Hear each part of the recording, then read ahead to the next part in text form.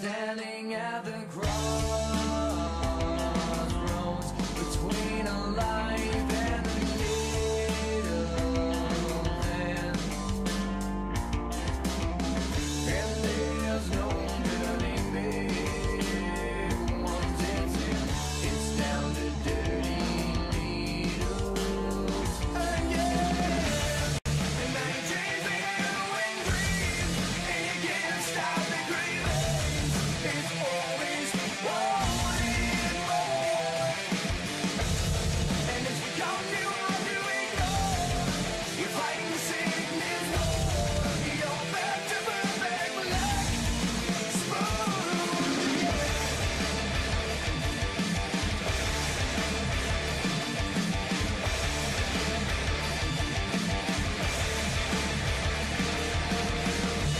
Are you worthy among the worthless when you're living underneath this place?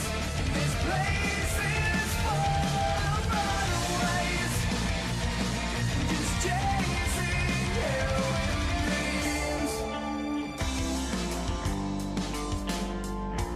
Do you sneak out just so you can reach out to the ones who feel the need on a train wreck full of diaries about chasing heroin dreams, and you can't stop the cravings. It's always wanting more, and it's become too hard to ignore. You're fighting sickness war. You're back to perfect black, smooth again.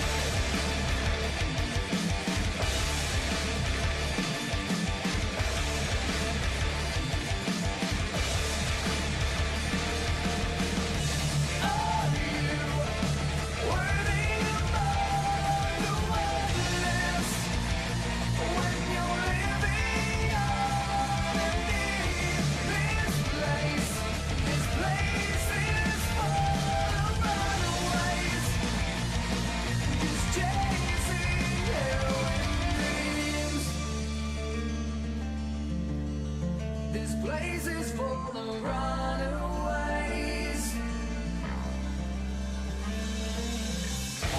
There's a symphony when you're listening to the ones who are on the streets.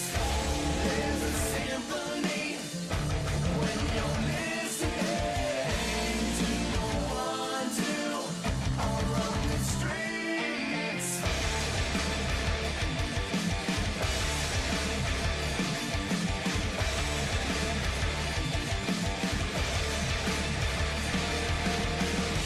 Are you worthy among the worthless when you're living underneath this place? This place is full of runaways, just chasing heroin dreams. There's a symphony when you're listening to the ones who are on the streets. This place is full of runaways, just chasing heroin dreams.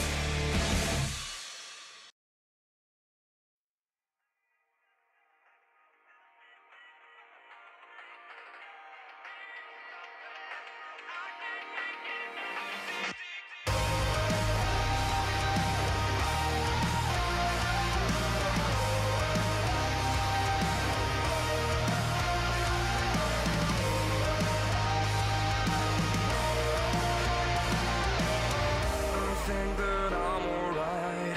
I think I'm not so tired. I just feel the pressure of that thing that I have in mind. I wanted peace, I wanted to be fine. I wonder why I cannot just sit for a while. I really want to see what it looks like. To have a moment I know that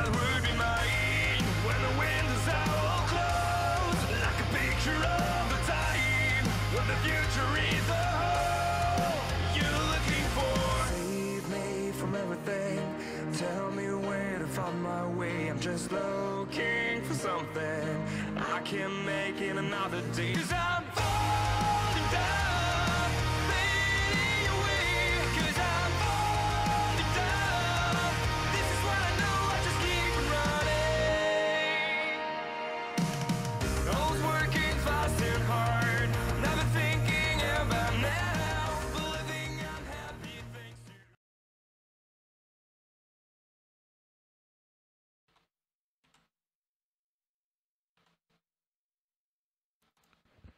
Mr. Profeci, can you hear me, my good sir?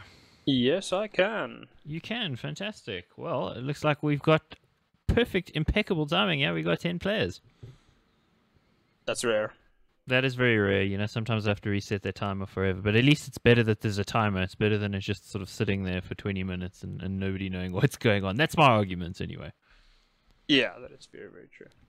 So thanks for joining us, guys. This is the ESEA Main out of Europe. I'm Extremes, and with me is usual co-conspirator Profeci. Last night I had the Penguin with me doing some of the South African stuff, and the flightless bird in the tuxedo from Antarctica, who's defenseless in every way, actually acquitted himself pretty well. That's good to hear. I mean, don't really expect penguins to do much, but you can cast. That's a new skill that I don't believe a flightless bird has ever picked up. Definitely not an emu or an ostrich, that's for sure. So penguins doing it for themselves, I guess. Tonight we got the Spanish lineup Existence versus Team Onyx out of Germany, and both of them are pretty near the top of the table, so it should be a pretty good game. Yeah, definitely should be. Existence currently is sitting at 8-3, Monarchs at 10-3. So most of these teams, well, both these teams have played the vast majority of their matches in ESEA for the season. So looking for that boost up to what I would assume would be Prem. Yeah, it'd actually be MDL would be the next place that one would want to end up. Oh, yeah. Which is pretty much what Old Premier Prem. was, yeah. So quite right about that. Don't worry, guys, the sound isn't broken. I just turned it off so Prof and I can speak in peace, because there's going to be a lot of shooting for the next kind of long while. But it looks like it's time for sound. It's time for the knife round. So you get to hear them stabbing each other with their pointed sticks. Yeah, Musimbani with a cool name for his pretty cool knife as well. And who's going to win this? Good old stabbing is going down. Looks like Monica's in the lead. Musimbani bringing it back. Musimbani and humans. Okay, Seti, I guess, decided to peace out. Doesn't want to take part in this ritual stabbing, so... Okay. Nice and easy it's going to be for them, yeah. I guess they called the knife round without realizing he was AFK or something. Somewhat of a communication failure there, one would think. Probably. He's actually timed. Oh, that's unfortunate. But ESEA rules will mean, because people were already dead by that point, the round had started, I don't think they're going to replay it. So there's also kind of no It's only point. a knife round. I mean, really. Yeah, that's it. It's just a knife round. It's not the end of the world. So I heard Existence had some sort of change in their roster recently, or in addition to their roster, but I can't remember what it was. Searching was HLTV now to figure it out. Pretty sure it was like Musimbani and Flippin playing together. No, First time it's Johnny Boy from the Argentinian player is going to be joining them. He was with Gale Force and Miami Flamingos in America. Oh, okay. Yeah, so there's a little bit of trivia for you that you probably don't know who Johnny Boy is, but anyway, I'm mentioning it anyway. Kind of similar story, I guess, to Bravado, going over to another country to try to succeed with a lineup of fellow countrymen, and it hasn't seemed to really work. Yeah. I do think that probably the best way for the smaller countries to go is to see if they... I mean, getting one good team over is rare. I can't really see it outside of SK really succeeding on a regular basis. I mean, Bravado is obviously trying to follow that trend. But I do think for especially the smaller countries, we've seen it with someone like Nico, even someone like Ali to a degree. Sometimes if you're good enough, just go over it as yourself. Make sure you can get into the good teams, and I mean that'll bring some spotlight on your country just as much, very often. Absolutely agree with that. I think it's a really good thing to try to expose yourself in that way as a player. And I guess it depends with the Project Destiny thing from Bravado whether it's going to work or not. If it doesn't work, it's probably a good option for a Sonic or a JT or pretty much any of them if they want to further their careers, find themselves an international lineup or an American team that wants to take a native English speaker who's got some skill. Yeah, definitely. would Did be I the just case. speak sacrilege against all South African CSGO fans? Who knows? I think I may have. You never know what's going to trigger people, of course. Sometimes you just say what you think and people lose their minds at that. So it's kind of hard to say, but they got utterly smashed today. Well, I mean, we would of course talk about this game, but it hasn't started yet. And as I said that, it has started. Let's hope it's better for Bravado the next time we see them on Thursday. Yeah, I mean, now we're going to be playing in a best of 2 round robin, so I think that will help them out greatly. But yeah, today was not a good look for the boys in blue. Hopefully they can turn it around. For the boys in blue in this match, it'll be Existence, starting on the CT side, which is pretty much to be expected. It is Mirage.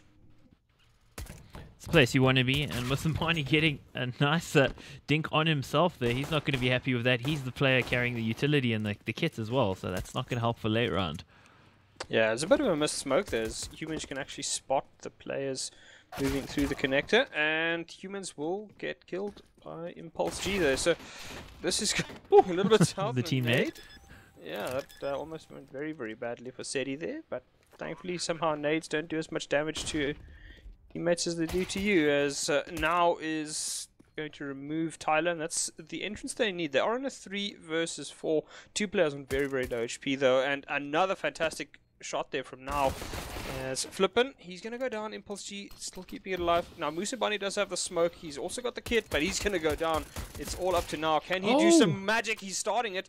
He's gotten the first 2, and now he's going to start. He's going to sit and hold it. Now Lemon has to make certain that he knows where the bomb is. And he doesn't. Oh. Okay, he does know where the bomb is. Good. Jeez. That's harsh. You got to feel for now. There, he gets 4 kills, almost sticks the defuse, and in the end just gets wrecked by a lucky headshot through the smoke. Yeah, I felt like my role in that round was just to make sort of ever more urgent sounds, basically, because things were just going south there, and then suddenly it came back, and then in that 1v1 situation, you thought he had the defuse, he was spamming away at the wrong area, and you saw the aim adjust and instant headshot, so I think that defuse was probably pretty close by that point. Yeah, unfortunately, you couldn't really see how close it was, because Auto Director is not a friend of ours. A BH, that's what it is. So, yeah. Existence, isn't this the team that... Oh, he should find a head here. It does actually think Seti pretty low, but that's the team that Mixwell came from, if I recall correctly. They played at ESL Barcelona, didn't they? Yeah, Mixwell, and I believe the remnants of this team would have also played with... what is the young man who played for Mouse? Now? Lowell, yes. Yeah, Lowell. Now dead now, to Tyler. Yeah. I was thinking of something smart to say, but clearly you've got a better handle on that, as... He did do some significant damage to Seti there. I just went to the stupid thing to say. I thought that was fine. Force buy against a proper buyer, courtesy of the round winner. It's interesting to see that they've got 4 rifles. That's relatively unusual. I guess trying to keep themselves at arm's length against the CTs. Yeah, the one it's going to work. The AR as the Galil is. I mean, the one issue with the Galil is that you never really want to upgrade from a Galil to an AK, even though it is massively better. Yeah, it is one of those things, and it pretty much seems like this round is destined here for Team Monarch. So the Germans taking control, Existence not doing too much. They're doing damage, but they're not killing anybody just yet. Humans should go down here. I feel like the pre-fire was going to take him down. Now Tyler spamming away, trying to take down Humans. Humans, on the other hand, not offering himself up. Yeah, I mean, Deagle and armor might be worth saving. Not going to be saved. Humans removed. Is it Tyler or is it 9 Tyler? I'm going to go with Tyler because the 9 is just going to get confusing, don't you think? Yeah, it does seem like... Although it is weird, like, I've seen numbers as names before, most famously in the Chinese Dota scene. Or the Chinese scene in general, to be honest, but... It's like the society at large, everybody's a number, right? Yeah. An allegory for real life. And look at this weird buy here from Existence. I'm not a fan of this, but they did get themselves the kill. Early up at there, Tyler. Almost just look at that. Knocking him over. I felt like the second kill was completely lucky, though. Yeah, he's tapping and walking sideways. Though. I mean, Ye old crab walk. CS:GO Galil things. Yeah, CS:GO Galil things. That. I don't quite understand that buy out of existence. Maybe it was a misbuy that the one player had the FAMAS. Maybe he felt he had enough. I mean, you can see they've still got the good buy here, but surely that could have been a double or potentially had he held on to his money. Could very well have been. Strangeness, but we are going to see the full buy out in the 4th round, as is customary when your terrorist team takes that first 3-round lead. So we'll have to see if Existence, the Spanish, can strike back in a quick play onto the A side. It's first taken down by Agasta, and oh, he should have had that shot. He definitely should have. Musambani whiffing what, in his estimation, should have been an easy shot there.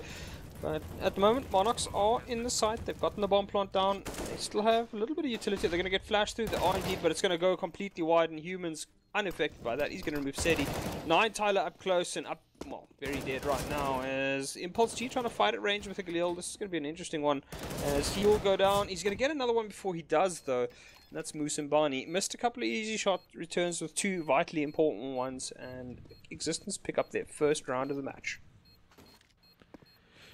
Indeed, that's the first round for them. I think for Existence, they probably would have wanted to keep 3 up there just to bolster the economy a little bit. But for Team Monarchs, I don't think they're going to be too concerned, considering they had Galils all around just about. So it really wasn't that much of an economic loss to them. They can sustain it. It's just, say, one more loss, and then they'd start to feel it a little bit more acutely. And hello, Hayes. Good to see you, man. What's up? Yeah, Team Monarchs have done pretty well. They've gotten into the bomb site every single round. And, I mean, Existence has allowed them to have it and then try to retake, but, you know, a couple of kills gone south there. If that flash had landed better on Humans, I just worry that I don't see Existence retaking that A site in the last round. So, we'll have to do a little bit better. They've got slightly upgraded guns, except for poor old Flippin. He's sitting on the MP9, so... Well, he's fully invested as well. I think he could have probably gotten himself something like a FAMAS, potentially, I guess, deciding that he wanted the utility rather. Yeah, that is always the debate. I mean, JDC okay. getting himself a nice entry there. And there's the reply also on Lemon from Musambani. So 4v4 here. You got to say the weaponry may be slanting a little bit towards the T's. Oh, and he unscopes at the wrong moment there. That's unfortunate. That's an extremes right there. Yeah, pretty much. But... I do that all the time. Well, Although I also 40 bomb all the time and we still lose. Yeah, that is very, very true. Oh, another okay, entry from JDC. Getting some nutty shots here as he opens up on Musambani. That is the AWP down. So Existence does not have the long range fire, skills right now. And Humans not going to be burnt out of position. This is one of those weird things. He is now. He's actually going to be burnt out. They're making certain of it. And it does look as though Monarchs is more than aware of any trickery that Existence is trying to do. They get the first kill. Does Existence... Oh, the first kill on what would have been a retake, but then he decides, nah, okay, I'm out of this. So Flippin is going to beat a hasty retreat, and Existence will be on a force buy. That's a problem for them, because Team Monarchs, like I said, has looked very, very good. I mean, Existence doesn't really seem to be fighting for much map control after the early stages of the game. They'll set themselves up, but you know, once they've gotten past that point, they don't really do a whole lot of anything. So Team Monarchs is constantly allowed to get onto the site, and then only does Existence try retake, and that's clearly not working out very well for the Spanish team here. The Germans seem very, very well prepared in these retakes. Absolutely, and between these two teams, you got to say Existence is the one with the greater pedigree. They've obviously produced the likes of Lowell and Mixwell that have gone on to Tier 1 teams and have performed pretty well. So I mean, even Musambani and Flippin are very, very well known. Played since... well, let's just say that they were playing Lurpus in 2006. So they've been around for a while. Yeah. Something in the food or the water there. Huh? They just keep going. Oh. Doing a DC, I guess. As Flippin is going to get aggressive, push up mid here. This is the one thing that they should be doing. Just try and look for maybe an early pick-off, but I do wish they would help him a little bit. Musambani is the one spotting lowers with the UMP. You'd almost feel like the pistoler should be the guy going close, and the AK the one supporting him at long range. Yeah. Rather, it seems like a good way to lose that weapon.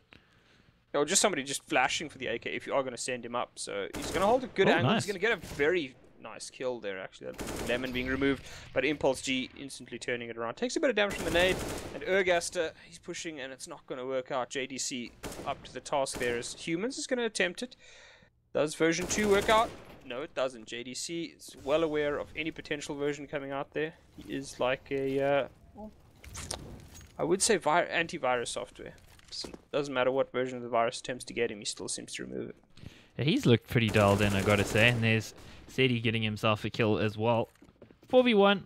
You'd only think with the UMP that all you can really accomplish is a little bit of extra damage. Maybe you could also look to pick up that AK in middle, but it looks like he's almost going to go for it and going to get punished. Why?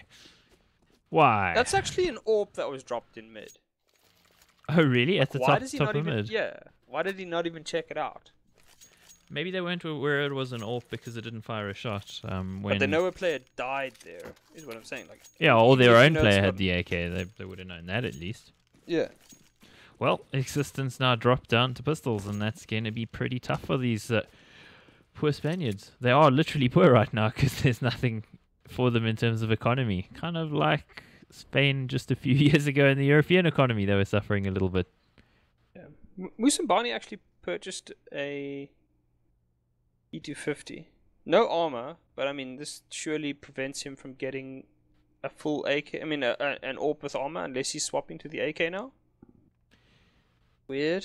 It looks like, well, I mean, Flippin has got 3,000, so I guess the intention for him is to purchase it because they've lost a couple on the trot. The loss bonus should be able to enable him to do that. Yeah, it's third round Oh, loss bonus. Look at this. He knows his angle super well. Gets 2 really clean headshots. Is he going to get a third?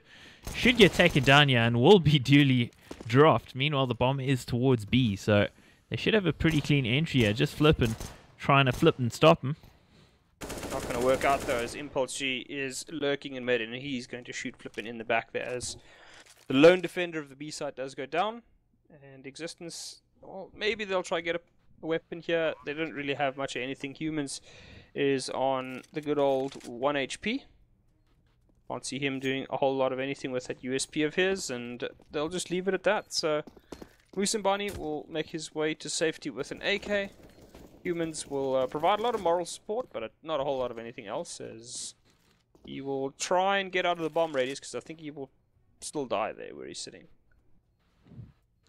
So apparently, according to Beetle 001, Penguin sounds a lot like you when you when you cast with me. Does that even make any sense to you? I have no idea. I don't know whether that... I mean, it's probably an insult. Is that a compliment or I don't even know how to take that. I don't know. Well, AK saved you, so that's at least something that's going to help out the economy of Existence. But at 6-1, you'd think already 6 for the terrorists. They've pretty much accomplished their mission. 6 is a good place to be on this map. For Existence, they pretty much need all of the rest to set themselves up properly for the second half. Otherwise, they're going to be in a little bit of trouble, I think. And that doesn't seem realistic right now, does it? Does seem a bit unrealistic, since Team Monarchs, they've looked... I mean, in the rounds that they've won, they've tended to win big, whereas Existence is one round that they did. They had 2 players alive, and it still looked a little bit shaky in how quickly Team Monarchs was able to retake this, or get into the site, and that's just what I'm a little bit worried here. Is Existence doesn't seem very keen on taking these fights, as Impulse G, well, that's going to keep working for him. He's going to run in, just going to shoot now. Flippin and Ergaster are the only 2 members of Existence that have picked up kills this round, as Team Monarch. They're going to get the bomb down once again. They've got 3 players on, well, 2 players on the site, 1 in the app, so he is going to be the late round player. He's got to make certain it works. They have an AWP though, but he's not set up, and this could be a tricky one. They don't know the utility situation of Team Monarchs, so for the moment, Monarchs will just prevent Existence from getting any. This is buying tons of time. Look at the flash and the molly usage. Existence is going to have to be pushing against it. Yeah, they do have a kit, so it's possibly going to work out pretty well. There's damage is being done now. Seti is the last remaining player, and that is a fantastic retake. We were just going on about how Monarch's utility usage was great, but Existence's retake even better. Well, that's the caveat, of course, of using that utility. It gave up the positions of where those players were that were throwing the utility, so that helped Existence when they finally cleared the utility, the Molotovs lying on the ground, to actually root them out pretty quickly in the end. So that's, of course, always the caveat. The only thing that's probably not going to give you up is a flash, because the player is automatically going to turn from it. but a molly or a smoke, you can kind of follow the trajectory a little bit. That you can. I do also I'm a little bit umming and ahhing about the player in the app, so I don't really know if you want to be sitting in that spot with an AK. I think if you wait until late round and there's no action there, you actually need to take a little bit of the heat to try to bring some of the action towards yourself. And very nice flash here. It's going to take down Sadie. That's now doing some work now. And I'm not going to do that again. And there's the nade. What a reply there from Monarch. Meanwhile, Humans spots himself at JDC, and JDC's been so dangerous, so Humans needs to take him. And there's the flash from his teammate. That's incredible work. Great teamwork. That is fantastic. And Existence is looking like a very different team here in the 8th and 9th rounds. And Monarchs, well, they've gotten one kill, but I do think it's slightly against the run of play given how this round has gone. Existence has looked fantastic with those flashes, and that flick from Musambani is going to miss. Very, very tough one, though. Well, Impulse G's going to give him a second choice. Second bite of the cherry, as it were, as Flippin is now going to catch Lemon on the rotate through middle. And all of a sudden, Team Monarchs, we were going on about how they looked so fantastic in getting to this point. Well, they've looked pretty dire in this last round. Yeah, not doing anything. 1v1 aim deals. Indeed, that's the case. And for you guys joining us, if you're South African viewers, of course, this is ESEA Europe Main. So it's a similar, well, it's the same division that Bravado Gaming are playing in America. It's just, it seems like the playstyle in Europe is a little different to what we see out of the American teams. The American teams definitely look a little bit more sort of free baller in terms of how they play much more sort of puggy. And what we're seeing here is definitely a bit more in the way of coordination. Yeah. I mean, I wouldn't say it's full-on like tactical, but it certainly is a lot more team-orientated, as Sedi is going to jump blind once again in Ergaster. In Existence's kills just seem to be coming from blind players, and Tyler's going to push through the smoke, doing the good old Stewie 2K. It's not going to work out the second time, though, as Humans is aware of the trick, and he's going to shoot Tyler in the face as well. 3-on-3. Team Monarchs has control of the bomb site, but not for long. Existence is coming in. They have tons of utility. 2 smokes and a molly can get them out of here. They're going to lose now, though, as Humans is going to finish off Lemon, Impulse G, and JDC are the last remaining players. Humans is spotted and takes quite a bit of damage there. Can they do it? Nope, cannot. Team Monarchs once again, good team play there, results in a fairly easy cleanup in the end of Existence. Yeah, and the immediate strike back as well that sets back Existence's economy. And in that particular situation, it also felt like it was pretty even at one point, particularly that kill coming in from the player towards CT. It almost felt like, you know, at that point 3v2 it should work, but the two Monarchs players working really well together, and right there at the end also double peeking that player towards CT to make sure that he had no chance in it, which I think is fantastic work from him. Yeah, I do think probably the player of that round was Tyler pushing through the smoke there. If he doesn't do that, Existence is allowed to set up in the CT, and it makes life very, very hard for Monarchs if you don't have proper control of CT. Just losing that player there meant that they knew Existence only had one player there, which allowed them to adapt pretty quickly to fighting the guys at the connector area as well. So they're going to lose a player again. That'll be Tyler going down. And the Monarchs, are they going to try flash through smoke? It's a very deep molly. It's actually fantastically timed, because it's going to mean that the flash means absolutely nothing. Yeah, holding them back at arm's length, which I think is what they need at this point. There's a nice shot from Musambani. He's been looking really good from CT there. And meanwhile, the late lurk trying to do something. I don't think it's going to catch anything really. The spray down coming in and the complete shutout. Nobody gets anything on Team Monarchs. Yeah, and Existence really turning it around these last couple of rounds.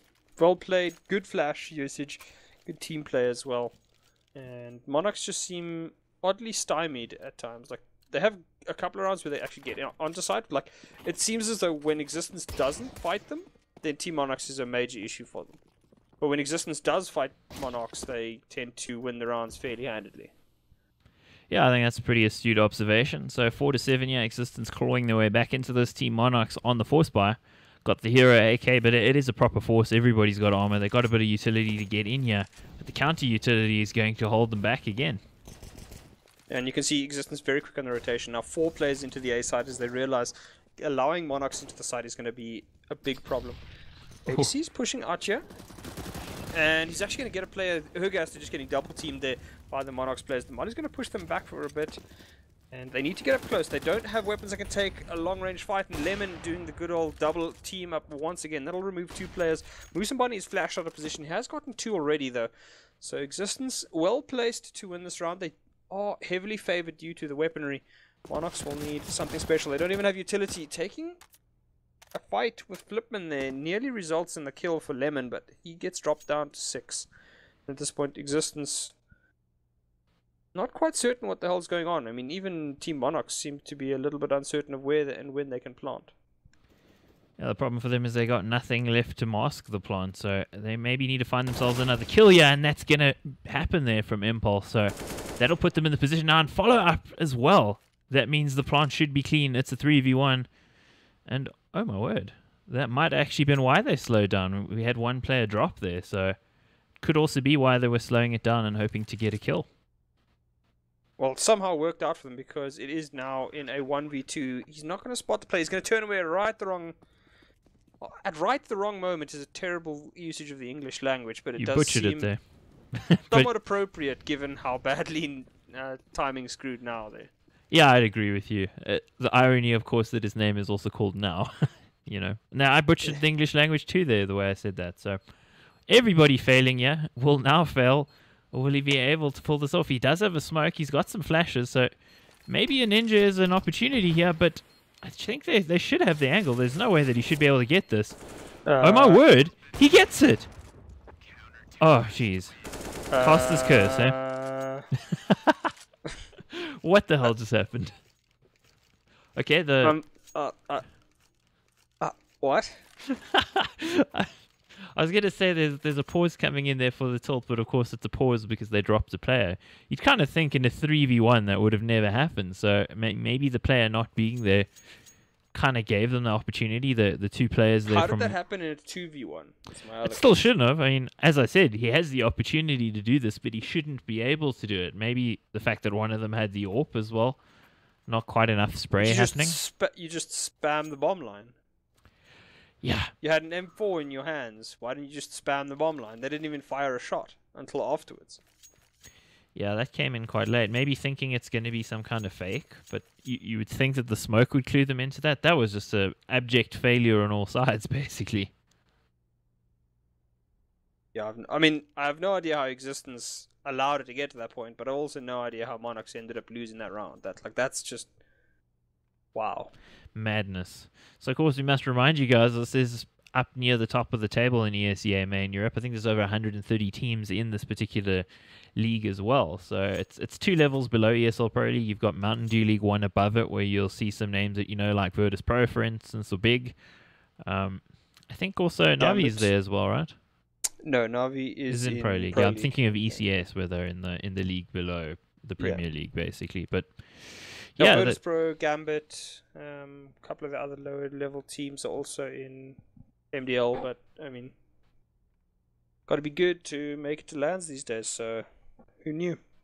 Yeah, it's actually something I think I want to do a video on at some point. I saw some debate last night in the game that myself and Penguin streamed in ESEA South Africa, where some guys were talking about how online CS doesn't matter, and other people were saying, well, it kind of does, because you don't get to go to the lands if you don't win your online games, which I think is an important thing that gets often forgotten.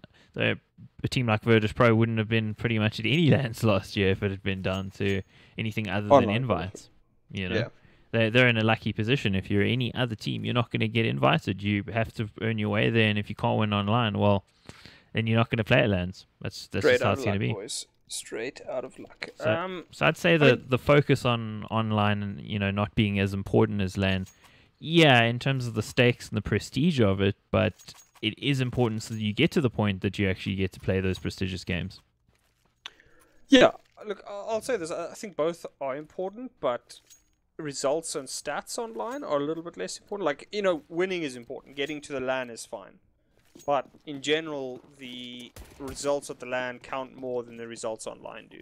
I totally agree with you there. Looks like some aggression towards top mid again from Existence. First time I've seen this. Not going to work out this time. Urga has to try to be sneaky, but I do think he needs a little bit of assistance there. Yeah, the backup wasn't there. The backup from Connector as well, so I don't know why. And Monarch going to catch them completely. Okay. Tyler getting flipping there. That was just Well, it was lame. There just wasn't enough going on there. Did he time out or something? No reason to be standing there. And an equally lame kill coming in from JDC. This is not great play from both sides on that front. And, well, Tyler, after the early kill there, just helping even it out at 3v3. So not great work from either side. And Musambani's going to walk into an AWP shot there, but Director doesn't think we need it. SETI, he's going to remove humans from play. And Existence at this point looking a bit shaky, 5-7. And the Spanish team not looking in the greatest of shakes at this point. Probably, I mean, they do still have the smallest chances, but they have to prevent Team Monox from getting the bomb down. Monox doesn't have a ton of utility. Got 2 players with mollies, but Impulse G has nothing. He's the one who's just planted, so he's going to walk backwards very, very slowly and try to get himself out of trouble there. Now he's going to remove Lemon, but not aware that SETI is hiding in the place, and that should be the call to save now. Musambani does have an AWP, so it's going to be an incredibly tough take. Also doesn't have any Cyclone on a player or the bomb. And we'll try burn the Impulse G out of position. He's going to try smoke. I don't think it works twice. He's going to whip the shot there. He needs to get out of dodge. He needs to get out of dodge quickly here, though. As he's going to get caught out. SETI takes the correct angle and removes Musambani's brain from play. Well, let's hope his brain respawns. That would be nice for him. And Usually how it works. Yeah, that's true. Except if you tilt, then your brain doesn't respawn. But almost feel like a bit of a tilty buy here from Existence. Buying up, fully going for the force, including a Nova. Not sure I like that Nova being in play, or the fact that they've even forced at this point, because there aren't many rounds left for them to win. Yeah, this is the second last round, so I mean, try and get a guaranteed last round instead of taking 2 dodgy buys. Yeah, I don't know about that. But anyway, talking about some of the games coming up a little bit later while they spam away and prod at each other until somebody finds an opening. We've got 2 games with... Ooh, let me stop, actually. JDC again proving to be a terror there, getting himself an entry on that A side. And we've seen a couple rounds where he's picked up double kills just poking out of Palace there. It just seems very odd. Like, Existence, again, just allowing him to do that repeatedly is just a very odd thing for me to watch. Like, surely you would do something about that. Like, either... So, I mean, okay, this round you don't have much utility, although you could argue that's also Existence's fault. But at least have maybe 2 players spotting that area. Because how many times has he been able to get out onto the balcony before Existence even takes a fight with him? Yeah, this is true. So they're hoping for JDC to maybe cause some kind of rotation here, but it's not been happening. Of course, he's on low HP, and they're committing to the site here. Leaving themselves not too much time, but that Nova not going to be doing too much other than earning the Wira a headshot there, flipping going down. You'd say the bomb site's pretty much in their control. If your Existence, you got to save for the last round. There's no reason to be doing anything other than saving at this point. Nope, and JDC's going to walk out. This time he is not going to spot the correct player. So Musambani doing some damage there. Not a whole lot, but I mean, it's a 2 versus 3. They do have 3 rifles. I would save. I would definitely save here, try and get himself out of trouble. Lemon sends Musambani on his way with a spank on the ass. And Musambani, well, he's not going to just... Oh, he's actually going to go down there. Now it does get Tyler, though, but now they're starting to take fights. Oh, that's It's disastrous. not going to work out very well. Humans is the last player alive. He is sitting in Palace, though, as Team Monarchs hunts him down, trying to remove the last weapon from play. I don't think it's going to work out. I did like the way you put that, the spank on the ass. I think he had a handprint after that. Yeah, that shot, 12 HP. Definitely hurts. And then he got taken down anyway. But yeah, I approve of your wordplay. Seal of approval from Max Streams for you.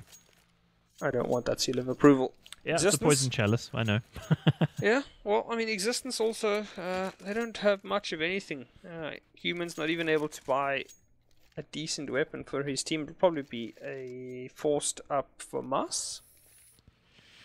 I guess so. They're probably discussing their options here. What are they going to do? And again, when you're in those sorts of situations where you don't have an optimal buy, you probably need to look at doing something a little more aggressive than a default, because the default isn't really going to play to the strengths of the, well, under-strength weapons that you got. Yeah, I mean, Existence has looked a much better team when they've had utility and they actively take fights with Monarchs, but they play an extremely passive game, and once again, Ergast has been entrusted with the upgraded weaponry. I must be honest, I haven't been that impressed with Ergast tonight.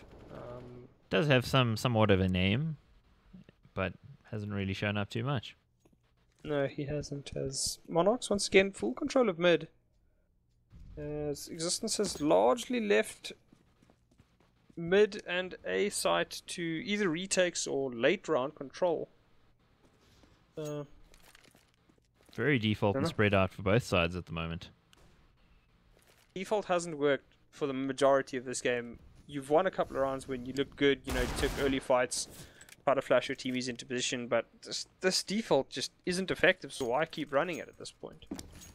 Yeah, you'd think with a couple of players on their side that have all that experience, they might make that adjustment, but there we go, there's the one kill, and a little bit of damage dealt. No utility left whatsoever for existence though, and that's going to hamstring them when it comes to either a retake or holding off the site, and there's connector control for impulse as well, so you almost feel like A site is pretty close to being in the grips of Team Monarch. It basically is at this point. Very close there was Flippin. He is going to be killed off now. Sedi, does this change the play? They will assume that there might be a player in the A site. Are they going to cover? Well, Sedi's doing huge damage on the B side at this point, and Lemon will remove the first player. Ergaster does get lucky with the kill, but JDC is more than ready for the trade. And Team Monarchs 10-5 on the T side. That is a wonderful first half for them. Existence not looking so great. I mean, it can be done on the T side. It's not impossible. Just a lot more. How can I say? A lot more involved to win on the T side. That's a very tough map to win on T side. It requires a lot of coordination and some very deliberate setups. It's not a map that you can just sort of freewheel and hope for the best. It's not a pug map. And I think that also reflects it in the kind of teams at the world level in Tier 1 who are good on this map. It tends to be those sorts of teams that have a little bit more up their sleeve tactically. I guess the one anomaly would maybe be FaZe. I mean, it does also favor a lot of aiming skill. Well, CT side, yes. Both sides, actually. I mean, think about a Cloud9, FaZe, Mouse Sports. None of those you'd say are like super tactical teams. They are largely based around the aim of their players. So you're basically wrecking me now because I'm thinking of 2 years ago. Yeah. Keatstars, SK, Luminosity, best in the world and at that time based on tactical executes. But nowadays, of course, they don't have any of those. They just play Inferno and get wrecked. Well, I mean, to be fair, they always get it to a third map and then get wrecked because it goes to on Inferno. Yes. Yeah. That's Their not Mirage so is still good. impressive. Their Mirage is still impressive. Not terrifying. I mean, I don't think they're a top 5 team in the world on Mirage, but it's still good. I thought they were pretty great with Phelps on this map as well, because it's one of the few maps where having two hyper-aggressive players actually worked in their favor on CC. Otherwise, I think it's more of a detriment than anything, if you look at their other maps. Of course, we're getting a little bit sidetracked, but we're waiting for these two teams to get going. Seems to be I would assume it's internet issues. Maybe we did see that one player drop earlier, so I guess that could be the case. Coming up for you guys later, of course. Actually, I can probably show you. Let me just switch the scene there quickly, so you can see who's coming up here. Don't worry, we're not back with the next map soon. I just want you to see who's playing. We've got Vex Gaming WGG playing twice, and that's a team that's got Uzi and Kaylee of getting banned fame and being able to jump and shoot people in the head with the USP on Dust 2. So that'll be quite interesting. 2 games of theirs coming up as well. Dizlaun, also a really good team out of France. We casted them before. So I think that should be really exciting. Definitely will be. Waiting. Impulse G is another one that timed. Actually, there's a player that's timed from each side.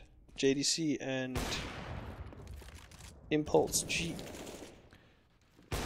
So we were talking about Inferno being so terrible for SK. As it turned out, it was pretty terrible for Bravado this morning as well. Yeah. Didn't feel good. It felt almost like a replay of that Envy game in ESWC 2015, where in fact the scoreline was identical on the old version of the map, and with a vastly different Envy lineup and a vastly different Bravado lineup. It's crazy how history repeated itself there. Yeah, Inferno at this point is a map that I don't think there's anybody that's super consistently good on it. We've yet to actually find the world #1 on the map. FaZe looked like they were fantastic on the map last year. That's turned out to be a little bit of a... Well, changed, I think, is one word. Maybe a bit of fool's gold with the way that went down. Wow, Because they have looked very, very vulnerable on the map. More players gone. Yeah. doing their best to make sure that you guys wait as long as possible. Do apologize, of course. We've got a pretty full schedule, 3 more matches after this coming up, so let's hope that they don't waste any more time, because we have been set back a little bit on the schedule. Yeah. Said he does return now. Waiting for the last player from Monarchs. I saw Major from Space Soldiers was complaining of him and his team, saying that at WSG that they had some kind of lag issue, like an input lag issue, and I saw Detrini commenting on that post saying that 4 of the Bravado players were experiencing the same thing and they don't know what it is. So, I mean, you don't want to... I know Device was complaining about input lag today during a stream, but that seemed more like it would come and go when you're streaming, so you had to have a second PC if you wanted to stream properly without the potential for this input lag problem. The only way to do it is 8 cores and probably using NVIDIA NVENC streaming to actually make sure you don't get any lag, but that's about the closest you'll get to sort of a one-to-one without streaming sort of thing. And even then, if you're like one of the world's best players, you'll still feel there's like a couple milliseconds change there. So it looks like we got all the players back, but I don't want to say it's, you know, excuses or anything, but I do hope that they manage to sort it out, because you don't want it to be there to be any sort of extenuating circumstances that make players feel like, okay, well, we couldn't perform at our best because of X reason. It's just never good to be in that situation, and for Bravado it's even worse in that they auto burst into the playoffs and didn't get to play Not team auto burst playoffs. They auto burst well in the into group second stage round. 2. Yeah, it's okay. I wrote an article about it. I always get to correct myself. Don't worry. But yeah, you'd say it's almost not like a super how do I say, legitimate group stage 2 berth. Like they didn't earn it. It kind of came from the teams dropping out. Yeah. So you'd want them to have at least shown well against Team Envious to make sure that it's, you know, nobody can say anything like that. I mean, the other thing is, if you look at how Team Envy played, they 16-3 North online on Inferno last week. This is also true, and North are very, very good on Inferno, so I guess that's a weird one. Are North good? They were. Let's say they were. Yeah, I don't know. That team is weird to me. Please, oh please, Team Monarchs in existence, play your game so that we may move on to the next one. I mean, I don't know what the hell's going on here. Clearly there seems to be some sort of issue, and there we go. Finally, There we go. there's that. Okay, finally. Okay. Does Cool. seem as though we're going to be late for the 8 PM game, though, unless Yeah. something crazy goes down. Yeah.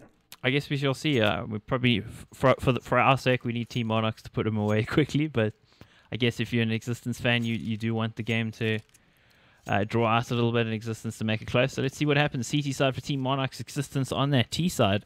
See what they can do. This ESEA Main out of Europe, and it's the pistol round here on this best of one on Mirage. And A side is the intended target. Yeah. Yep. See Monarchs light presence on the A side now. They are going to get a kill there with Lemon with a fantastic running headshot Ooh. there. Airguster, he's going to pick And up another. a second and a third there. Humans are now also removed from play. The bomb has yet to go down in Existence. At this point, it's just a train wreck. Flippin' and Moose and Barney, the last 2 players going down. Monarchs just running over them there. Boot prints all over their faces, and those aren't going to wipe off easily after that. 11-5, and Team Monarchs putting a little bit of more space between themselves and the Spaniards. The Germans versus the Spaniards. I don't think we've seen a battle like that in at least, 200 years? No. During the Spanish Civil War, the Germans did assist. They did assist, but they weren't really fighting the Spanish as a They nation were in its fighting entirety. they were fighting Republican Spain. Yes. Look at this. We got a history lesson again, guys. Spanish Civil War, first use of large-scale bombing, I do believe, before World War II. Yeah, also the first appearance of the German tanks. I mean, I wouldn't really call them tanks. Armored cars is close summation of what they were. Oh, yeah, here it Ergas comes. making tons of noise What? and still somehow winning that fight. Okay.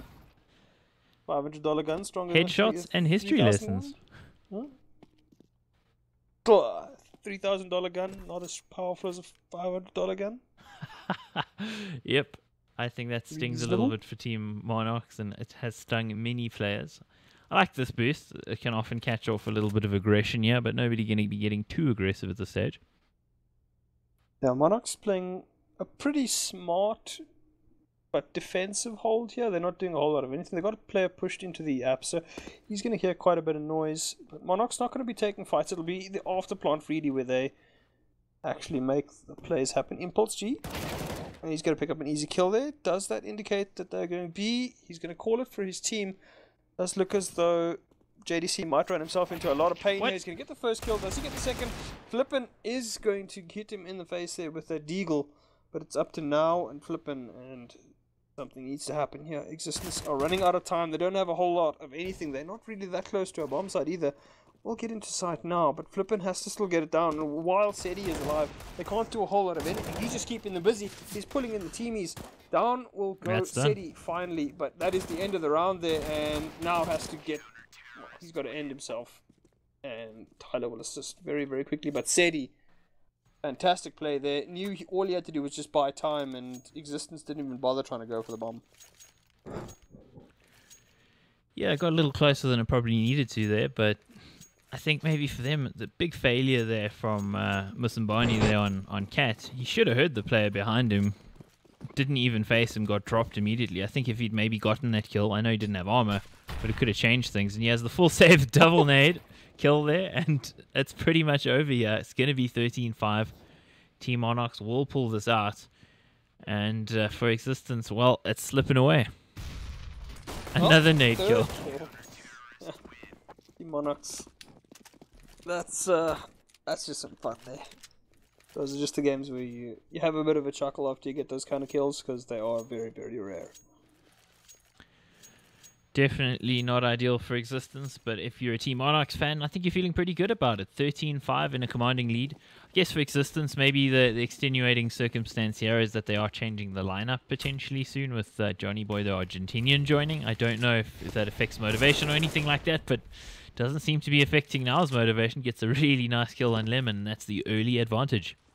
Yeah, Lemon is the AWPer as well, so him being removed there, the setup Existence pretty well. It's also good mid control here. As you can see, Team Monarchs has a little bit more presence in the middle area than the Spaniards were running earlier. Musambani and friends just smoking positions out. Monarchs, though, still with presence towards the B side. Early information there. They don't really have anybody botting for Cat, though. That could come back to bite them as the moment.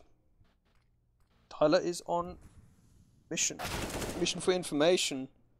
The Flippin's on a mission to get killed. All he finds is a bullet, and Humans finding his bullet finding the face of SETI there as well. Oh, they passed each other in the smoke. That got awkward, including the dink. But it's pretty much not doable. We have for Team Monarchs 5 alive for Existence. They're going to come in with the bomb plant as well, so great for them. Starting the comeback trail. And are we going to be here all night with this game? Well, that is the question. It's 13-5 at the moment. Monarchs has looked pretty clean when they've won the rounds, as has Existence, though. Existence has looked a lot more shaky on the rounds when they tend to lose players early. So I think Monarchs is still obviously heavily favoured to win, given the position of the current scoreboard and the play that we've seen from them. But, I mean, we've seen weirder things happen. This is true. That's one thing about CSGO is it's never really done until it's over. You can see crazy comebacks, 9 rounds in a row to take it to overtime. All those sorts of things are possible in CS. Probably part of what makes it such a beautiful esport compared to some of the other games. Yeah, you're never out, and any player can have a massive impact.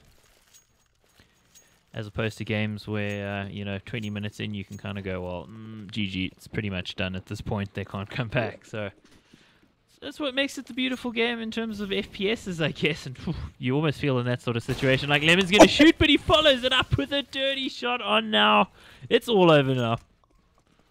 That has got to be the most painful way to die. It's like, I'm across, and then as your head's about to pop behind the wall, you get wrecked. That was a fantastic shot from Lemon there, but you got to feel bad for now. Smokey is clearing, yeah. He's seen him. SETI spamming away. I thought he might get the angle there for the headshot. And everybody committed towards that side. I don't know why Auto Director reckons we want to see Impulse. Yeah, that's another weird one. Monarchs at this point a lot more aggressive in their stance on the A side here, as Sadie's going to get flashed out. He's going to grab himself the first one. He's not going to get the second. That'll be Human. And all of a sudden, Monarchs in a commanding position. It's a 2 versus 3. Monarchs is set up for the retake here if it's necessary. And Humans is going to be the last player alive. Flippin will go down. Does he spot Lemon? He does. He'll remove his face. And JDC is going to win the fight, but he's not. So he's going to win the fight against JDC, but Impulse is on hand for the trade out. Jeez, that got way closer than I thought it would. It looked like Monarchs had that on lockdown, but Existence doing some good work to bring it back. And now, 14-6, still a bye. I said now, of course that's the name of the player, but I also mean right now, 14-6. It's a difficult situation. It's pretty much the last bye for Existence if they don't win this. And for Monarchs, economy is also fragile enough that they could be in trouble if they lose this one. Yeah, they've actually started this round in a much worse situation, and just like that, they're in a horrible position to be right now, since Monarchs has lost 3 players without response. That'll be changed as Impulse G does turn things around slightly with moving Ergaster there. Musambani now pushing up with the AWP. He's going to get flashed. He's not going to land anything. Does Sedi catch them on the rotate? He is going to, but he is not good enough to take out now at distance. And that'll be the last player. Impulse G caught between a rock and a very, very hard bullet. And he is going to get killed. Unfortunate stuff there for Team Monarchs. So that's going to prolong this encounter a little bit.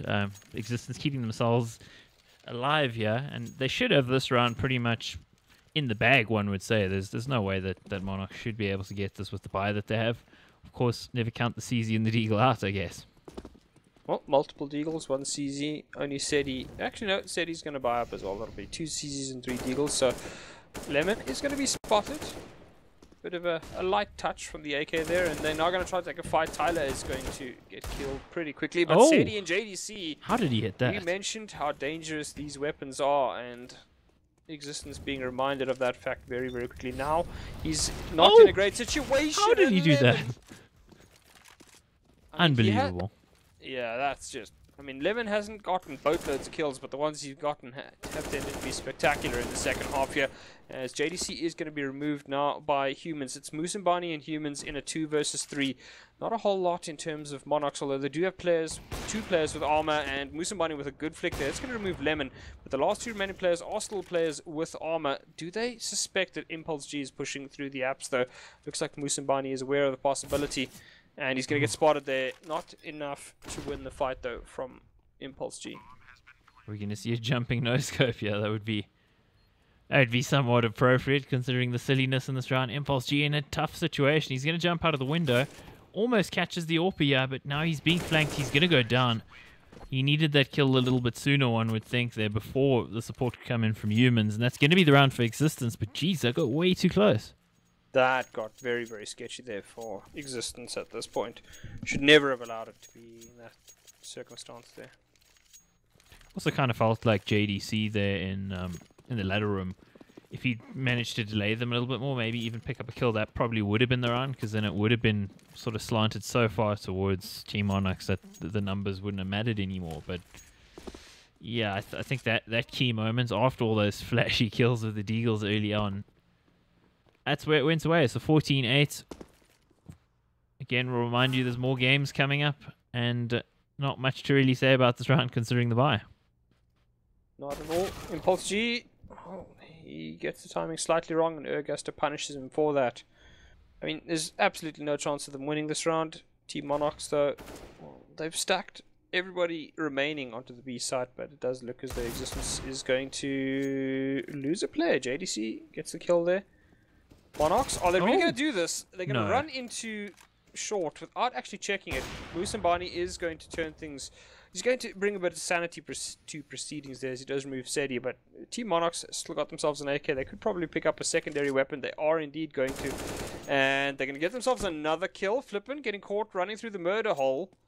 And Monarchs, I mean, Existence hasn't actually planted the bomb. They're going to change things up now, and it seems as though they're deciding to sell Monarchs a bag of tricks. And it's worked. Monarchs again has gotten way too much out of a round in which they started with literally nothing. Yeah, I think a single P250 was the sum total of their investment in that round. I think for them, they probably need to hold onto these guns, but then they're going to come in with a buy anyway, so I can see why they're going for it. They've got rounds to play with. And unfortunately, JDC not going to be able to find an entry. Humans holding it off nicely, and of course, these players don't have armor, so the aim punch was a factor, and that wrecked it for them, but got really close nonetheless. Yeah, got very, very close there. And I don't know, existence is just... That's just so weird. I don't know. Mirage T-sided. For a team as experienced as that, like, there's a lot of very, very weird situations going down here. Like, they're losing weird fights, taking battles that they really should never be doing, not clearing corners. I don't know. So I'm very much enjoying Config's tweet at the moment about ESL Pro League, saying it's unwatchable. This is actually horrible. You know, of course, the popular opinion is Facebook ain't good. Fan answers almost as unwatchable as the new Optic team. Sharp. And Sharp on the entry there is flipping. They got the bomb side. And Team Monarchs are going to get a response. That'll be flipping down Impulse. How did he Just- manage to live in that position? That's just players not clearing out the angles. I mean, he did kind of get done there by just the position, and Tyler also going to experience the pain of superior positioning there. Now Humans and Ergaster, they will be the last remaining players. Can't see anything going down. Here's Lemon and Sedi will just back out of trouble. And Oh Ergaster, no. yeah, I mean, they had to do something there, but unfortunately Lemon just getting done because he had no HP for that. Ergas are going to be feeling very good about managing to catch the low HP player there in that way. And I don't think Team Monarchs will have appreciated it though. So 14-10, getting closer than it probably ever should have been considering the lead Team Monarchs had. And, well, at this stage, Team Monarchs going to have to save this round. They'll come in on the next round. Maybe they need to try something different, a double AWP or something aggressive somewhere maybe. Well, Lemon hasn't had the AWP many rounds in this half. But that B-side hold of Monarchs does look a lot weaker than the A-side does. And Existence has exploited it pretty decently in the last few rounds. Although it must be said, there's been a lot of rounds where Existence has gotten wrecked. Absolutely wrecked. That was very beautiful if you're a fan of the season. And if you're not, you're probably tilted and you've got a facial tick right now. Yeah, that's... I don't know. That guy is so stupid. Oh... Could have been another one. JDC nearly getting lucky on the timing on that deagle. He's looked really good with the deagle though. He's looked dangerous this entire game, one would say. Yeah, I think overall certainly one of the better Monarchs players. Opened up a lot of rounds for them on the T side. So something to just mention for you guys, of course we're supposed to be starting with Vortex Gaming versus Vexed WGG at the moment, but this game is going a little bit longer. Hopefully they won't have started by the time this one gets done. We had a few technical delays here with the players, so please be patient with us if you're waiting for that one. It will come up. You just need somebody to win, yeah. Somebody win, please. Lemon has pushed very, very deep into T-spawn, and this is going to give Monarchs advanced information as to what could possibly be happening. The only exit into the A site is, in fact, through that connector, and Humans just does Tyler in terms of the timing. As Monarchs, they've looked a lot better on these low econ buys than they have with full buys at some points in this half. But Existence looking a lot better on this round than they have themselves. Quite so, catching him through the smoke smartly there. I guess they're having a lot of success with spamming away and getting himself some lucky kills. And Monarch's not going to get anything there aside from that early kill. So it looked dangerous right early in the round and never changed from there. It just never got any more dangerous. Never did. Humans is actually putting up decent numbers at 22 and 15 at this point. Certainly doing quite the carry job for his team. The rest of them, not great, but certainly not horrendous either. I don't believe Now's stats though, 7 and 6. I think because of dropping at halftime, it's reset. There's no way that he's died 6 times. So, of course, that's the ESEA client. Flippin' stats are real, though. Yeah, he had some good runs in the first half, and he's been pretty darn quiet since then.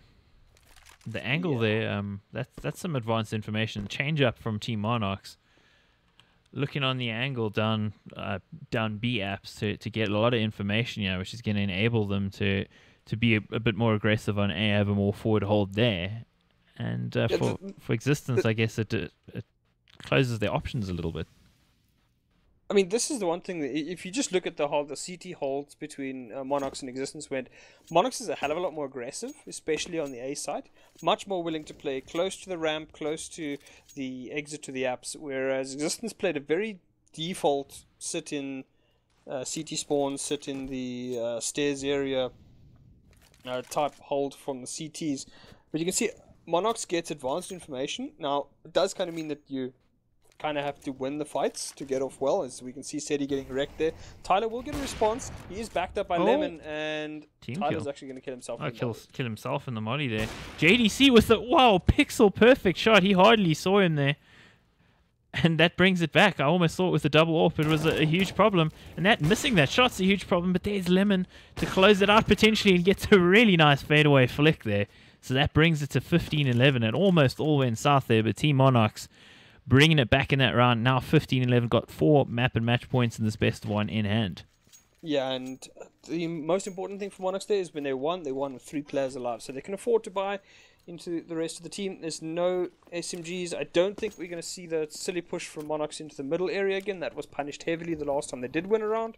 Existence, though, more than enough money to buy in, and it looks like it's going to be a straight A default. It's going to be an early one as well, trying to catch Monarchs off guard.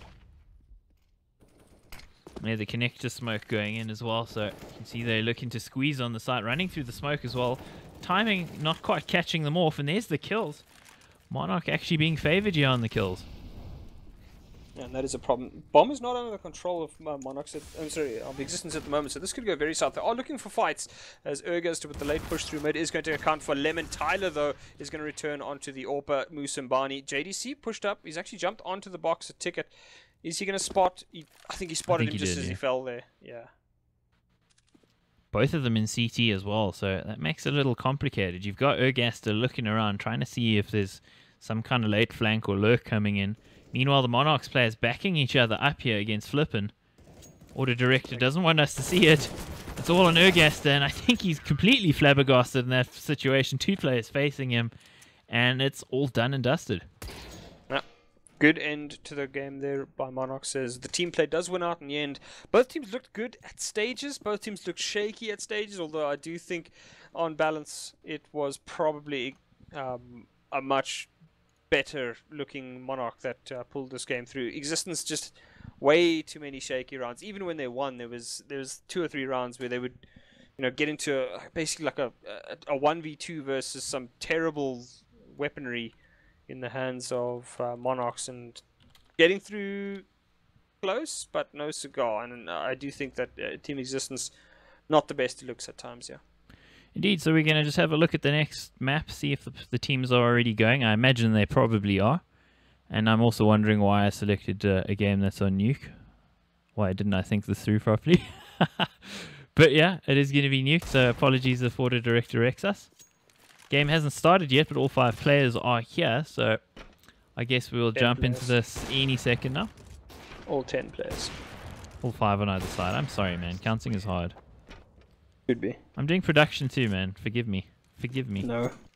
No forgiveness. There's no forgiveness in casting. We all know this. Yep. Chat knows this too. Screw you. No, thanks. Wrecked.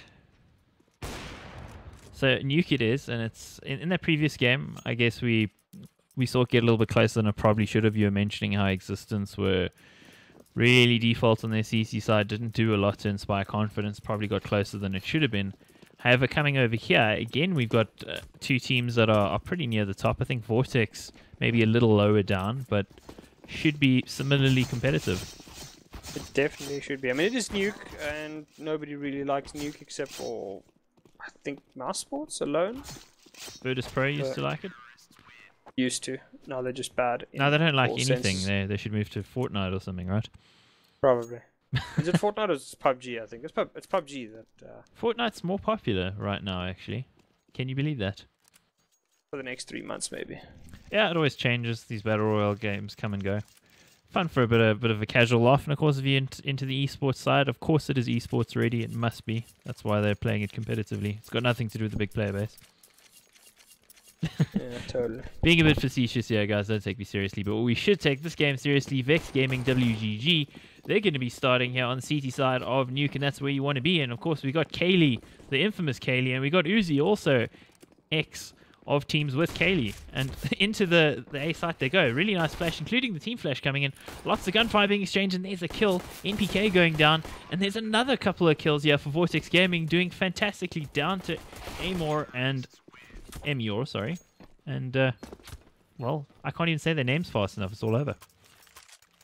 All over very, very quickly. So, see, this is what's so confusing. Is Vex Gaming WGG and Vex Gaming ESP. Now, ESP could possibly be Espanol, but it's got a German flag. It's esports, actually. Vortex Gaming esports. Okay, so Vortex versus Vexed. Sounds like a setup to a very, very bad joke in an English class.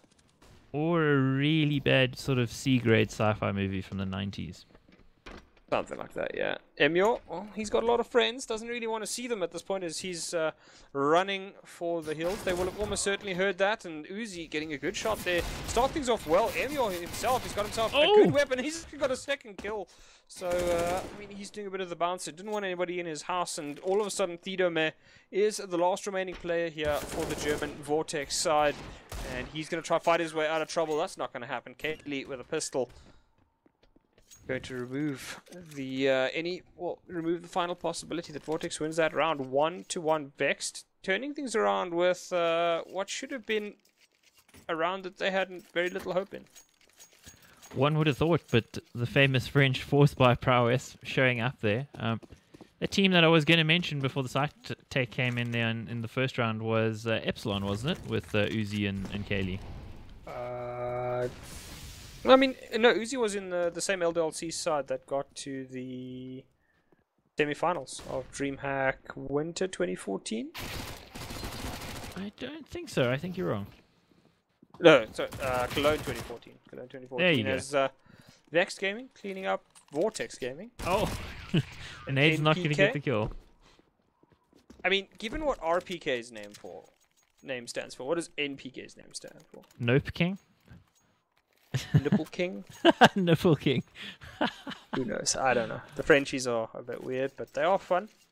Yeah, they are indeed 2-1 here for Vex Gaming WGG, and it's good to see players like Kaylee and Uzi back in action again. So let's see if they can reclaim their place at the top level, or was it really that third-party software that was helping Kaylee? Who knows? Yeah. Wait, wasn't Uzi one of the players that got banned for match fixing as well? I don't know. I know Super Fighter was one, SF. I'd have to check. Let me do a search on that quickly while the round is going down. Yeah, Python. He's got himself a Deagle Heat. Well, it's not really a Deagle Heat. It's just he calls it a Deagle Heat. But the rest of Vex patiently waiting for their food to arrive. Vortex Gaming are about to deliver it and themselves. They're Uber Eats basically on Nuke. We are in America, so it's not banned, like in Germany. Oh, Kaylee.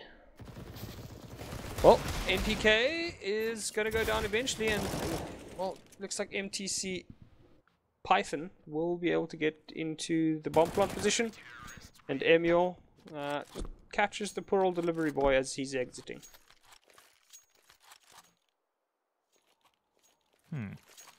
Epsilon players facing Valve bans. Let me see if I can find this. The problem is the spelling of Uzi is incredibly variable across his career, so it makes it hard to find. It would have happened in January 2015. Yeah, I found an article from January 15. I see the thing about GMX, who was also in that DMX same was team. one of them. And Foxio as well was one of the other guys. Yeah, FXio. There was 4 of them that got banned. It was only Scream that didn't. Anyway, let's get back to the game as it is the first buy round from Vortex. Russ is going to take a tiny bit of damage. Okay, so Meh is the. Yeah, it's a clan tag. We'll leave that out. I'm gonna try and understand why Vortex Gaming Esports becomes MEEH, but okay. It's that German sense of humor they're famous for across the world. They're so whimsical. Are they? No. Well, I mean, it's not Bavaria, so... Which is ironic, because Bavaria is where National Socialism started. Another history lesson. I do like it though. The beer hall putsch, I think it was called, was where it all started. Bavaria most famous for Oktoberfest and all the rest. Indeed. Might find ourselves in Bavaria, landing in Munich when we go to ESL1 Cologne later this year, so see how that works out. What did work out there was the AWP shot for Strazi. Gets himself the entry.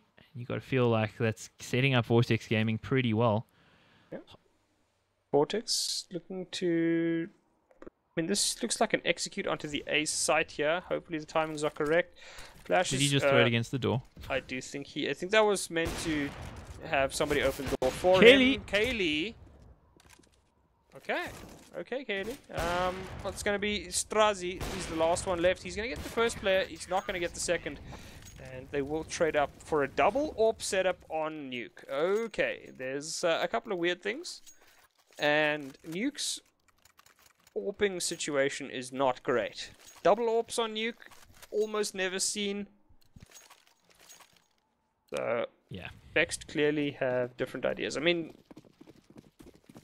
given the pedigree, if you can call it that, of some of the Vex gaming players, this could be a good situation for them. Vortex, though, well, they're poorer than church mice at this point, and it is going to be a bit of a duck hunt. Roombang is going to get the first kill there. Python returning it, though, onto NPK. Emyor trying to help out his AWP here in the garage. He's going to get the first. He's not going to get... He's actually going to get the second there with a little bit of help from Uzi. And Uzi doesn't even need a little bit of help from his friends. He's going to remove the last one. Thedo. You filling out the... Tito? I don't know. Was that a Joe Cocker reference there? Also the Beatles reference. With a little bit of help from your friends. We're on Nuke, and these teams aren't friends, let's say. They want to win. We saw a bit of Kaylee action a couple rounds ago. I thought he maybe saved that with the AWP there. Let's see if he can bring out some more heroics. Again, as you said, the double AWP living on Nuke, where you don't see it living very often, or even working with single AWP. So can they make two work? Possibly, you'd expect Vortex to maybe spam a little bit more. This is a map famous for having ridiculous amounts of spammable walls. Roombang, I mean, he's spotting the outside area. Nothing at the moment. Vortex hasn't really shown a great proclivity to make use of the outside area. The last round, I think, was the first time that they actually made any real attempt towards that. And Emyor, I have no idea why holding in that angle against an AWP. Strazi definitely up to the task and makes Vex Gaming's life a lot more difficult. I mean, despite what people saying this is like super CT-sided, which means that the T-sides are almost always guaranteed to lose, it is a difficult map as a CT if you're down a player. Because you really need some very, very good calls and information plays in order to correctly rotate. The rotations are easy, but you can get heavily stuffed around by the sounds and the just general positions. I like this of the position from possible Russ. T-side. And it's not going to work. I thought he might have it. Uzi there. Epsilon player doing some great work.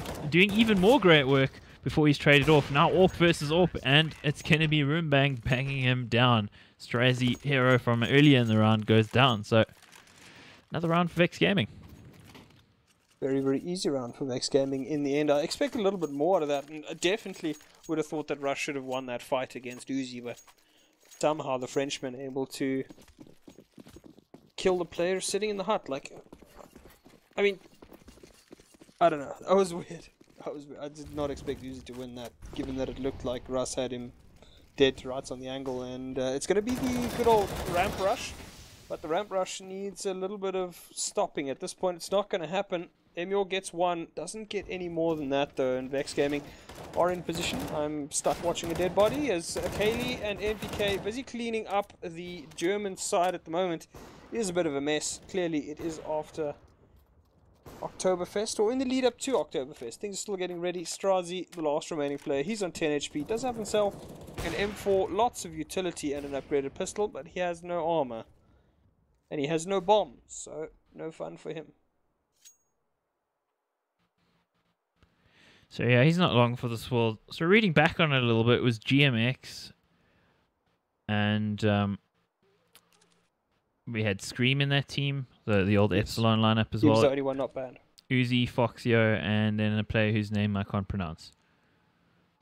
Ballot. Ostriker, I think it is. OZ Striker. Oh, yeah. Yeah, our striker. Oh yeah, that's a hard one to pronounce. But so I mean, these players are back. Kaylee, of course, was more of a vac band Most situation. famous one. Yeah. He's the most famous vac, I think. Yeah, pretty much the most famous vac, and so far looking good. He's got 16,000 in the bank. He has barely been troubled in this game by anybody. So I do think he was definitely one of the most promising French players at the time as well. He was a fantastic secondary AWPer. There's the early kill, but going to be traded back. NPK doing some great work. The Nipple King himself. Assuming that's what it stands for, of course. No idea what that it stands angle. for. And Strazi's going to win out versus Emio. NPK just not really certain of where the potential spots could be. He's actually going to pick up an AWP. That's brave. Yeah, that's one word for it. Foolhardy. Stupid. Questionable. Could have worked had he actually gotten there towards Rampram a little sooner. But Kaylee. Oh, Kaylee needed to win that. Oh, Okay, that was he's a gonna win really that. nice flicky fadeaway shot. Yeah, and it's going to cause a pause in Vortex Gaming.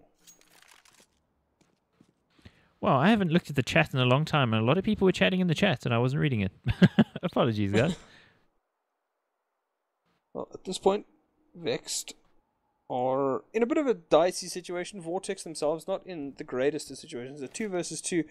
As Fido is going to take the chance. He's not going to plant for the door. And Kaylee, we mentioned that he hadn't died in a while. He is going to be removed now, and the last remaining player is NPK. He does have an AWP, and this is a bit of a tricky one. Since he's not really in any kind of decent position to win either of these fights, and definitely not with an AWP. Absolutely agreed. This is probably not the greatest idea. He's been heard now as well. Still going for it. I guess they've got the money to go for it. And gets the no scope. That was just crazy stuff. He needs one more kill here. Fido is going to drop him though and bring back sanity to our lives, but that probably should not have happened. That definitely should not have happened. I mean, you heard the window break. You heard an AWP fire, and you still somehow got done by a guy falling down and shooting you in the face at point blank range with an AWP. How? Okay, Vex Gaming back to the double AWP setup. Wow, there was a lot of chatting going on in chat here that I missed. Apologies, guys. I haven't looked at chat for a while. We've got a new mod in Ashley, so I kind of thought he can handle it, you know? Ash can handle everything, bros. He is #1 MVP of South African streaming. Let's see who's going to be the MVP for Vortex Gaming. They've got the early advantage here, so they're in the situation that they could possibly win this round, but they need to convert. They definitely do. They did come out of that last round with only one player alive, so things could go very, very south of them. Uzi is perched on top of the hut, doing his best impression of a pigeon. Pigeon named Uzi. Just doesn't seem That to would fit. be a legit pigeon. It really would. Would it be a Mossad Israeli pigeon? No, it would just be a gangster pigeon. Animaniacs, 1990s. The Pigeon like that. Goodfellas. Yep. Tito is pushing Archer. Emil, is he going to spot the player? Who's going to spot each other first? Oh, they spot each other about the same time. Tito does come out of it worse, though, as Vortex Gaming was, making the play down towards the A ramp site. And Python is going to catch NPK from the side, as Uzi is going to get, well, he's going to get a little bit of help from Kaylee there, as he does remove the one player. So it is a 2 versus 2. Kaylee on the AWP, Emil on the M4. They don't have a lot of utility between the two. It's only Kaylee with anything. And they're going to molly Emil out, get one plant down. It's all up to Strazi to land the shot now. Does Kaylee take the chance walking through the smoke? They've spotted. Well, Kaylee's been spotted. He's taken tons of damage there. And that might just be the end of the round. He's going to flash through. That should be the cue for Emil to push over. He's going to not spot the one player. He does spot him in the end and actually removes him from play. As now know where the AWPer is. Emil has to hit the shot. And what on earth is Strazi doing? Why do you not have your pistol out at the very least? Yeah, that wasn't a good look for him, and that's Vex Gaming taking another. That was pretty much around at the mercy of Vortex Gaming, and then the 1v1 there, big fail from the AWPer. Huge fail from the AWPer there. Huge fail for the AWPer. So apparently I didn't replace Penguin's name with your name on the stream, so that's why somebody was joking way back earlier that Penguin sounds like Prof or whatever. I saw there's a bit more trolling from Beetle and Tiny as well, but again, wasn't watching the chat, so I didn't see any of it. And into the A side, here they go, and there's some kills traded, and Uzi smacking him down quickly. Should be a deagle kill coming in here for Thedo as well. To bring it back nicely, 2v2. Afterplant is going to be tough considering the HP, but still doable here. Yeah, both of the players do also have, well, one of the players now has an AWP. Both of them started with an AWP. Tito holding the sneaky angle in the smoke. Who does the timing do? Kaylee is going to spot the first player, and Roombang gets lucky with Tito trying to push him through the smoke. And Vex Gaming looking, I wouldn't say all-powerful, but certainly in a very, very good position. 9-2 at this point in Vortex. I mean, can you expect much more? It is Nuke. It's not a whole lot of fun for the T-sides unless you're really, really good on this map. And even if you are really good on this map, it can suck sometimes. So can't really blame them at this point. It's not out of control as yet. They can still pick up the last couple of rounds. I think if they can get to about 4 or 5, they should be decent. I haven't seen Vex Gaming's T-side, but that is usually an acceptable T-side on Train. Ailey's going to start things off perfectly. Indeed, and it follows up as well. Great aggression out of the French player here. Kaylee doing huge amounts of work as Emil pushed up very, very aggressively. He must have spotted the player, and he is going to remove him from play there. Remove his back of his head as well. Vortex, well, looks like they are back to pauper status, as they will almost certainly be on a save, or maybe a force buy if they're really feeling spicy. At this point, Uzi is very, very spicy. 21-8, if I'm reading this correctly. It could be me being done in by the rather antiquated ESEA system, but who knows? MPK will come through, pick up the last. That'll be Bix. Bix, I don't know. Bix, I think, is the better pronunciation. Nice and easy it was. And Tazzy, if you're still here, where would the top South African teams rank against the global pros? That's an interesting question. I'd say the top South African teams probably rank against these guys, really. ESEA main sort of level. Very dependent on the maps as well. Vortex Gaming. Gonna miss the first shot. NBK is on hand to help out there. There should be another player dropping. Like a stork delivering babies, except it's Rust delivering food and kills. Emil will take out the first player. Rust will now be removed by Emil with a little bit of assistance from NPK. Kaylee goes down to Bix. Bix has got himself the AWP. He's going to be a nice guy and give it straight back to Vexed. What a guy. I thought he was trying to catch the nade as well. You know, adding to that whole nice guy thing, like, yeah, I've got it for you, man. Didn't quite catch it, though. Nice and easy, 11-2. Good guy, Bix. Sorry? Good guy, Bix. Oh, yeah. Yeah, absolutely. So the thing we haven't considered yet about NPK is maybe he's copying NBK and not RPK. You know, maybe he's naturally produced killer, you know, like a Whole Foods version. The healthy foods version. There you go. He's a vegan. I'm putting out the American references here. Whole Foods is a very famous chain similar to Woolworths, but more of the vegan stuff. Definitely not from South Africa. If you... Oh, jeez. Drops Kaylee there. That's not from South Africa either. Thedo sending Kaylee regards from Germany there, as he's going to keep going. He's not going to get the third, but he has set his team up fantastically, and they know exactly where Uzi is, and Bix is up to the task as well. Emio now in a 1v3. He is in heaven, so he needs to play this carefully. He's going to get the first kill. Oh my Bix word. is going to follow up on Tito's fantastic start and pick up another 2 for himself. Vortex Gaming 11-3 could in theory win this last round and set themselves up decently well for a PT side nuke. As it is, Vex at the moment could turn a good half into a very good half at this point with the 12th round. Yeah, I think the issue you got to feel here for Vortex is they've never managed to break the economy of Vex at any point. So That's why Ooh, they've struggled to get rounds. Yeah, and oh, there's a kill from Tito. He opened it up in the previous round. Is the Deagle spam going to work? It is. Python gets himself the easiest to kills through the smoke. Uzi now needs to do something to bring it back, and he is gonna, but is dropped down to 7 HP and snorted with the hammer there and followed up by Bix. He was so good in that previous round with one taps. Now bringing out the AWP, and well, on the third bite there, Python gets the Deagle kill. Got to call the guy with the Deagle a hero in that round because he was the one operating with the least effective weapon. Yeah, and just increased speed from Vortex Gaming seeming to do Vexed in there. That is the one thing, is that the change-ups on Nuke tend to really stuff the CT sides. If you're used to fast plays, then sometimes you can... Well, sorry, if they're used to fast plays, they can often hold them, but that very, very slow default that Vortex was running early seemed to really catch Vexed out when that was changed up for an incredible pace, and twice Tito getting the early kill there onto Kaylee. Damn it. Do you want to call him open around Cookie? and, I feel really bad for not responding to any of our friends in chat, like Tiny and Beetle and Tazzy and all these people. Like, I feel really bad. I think I should.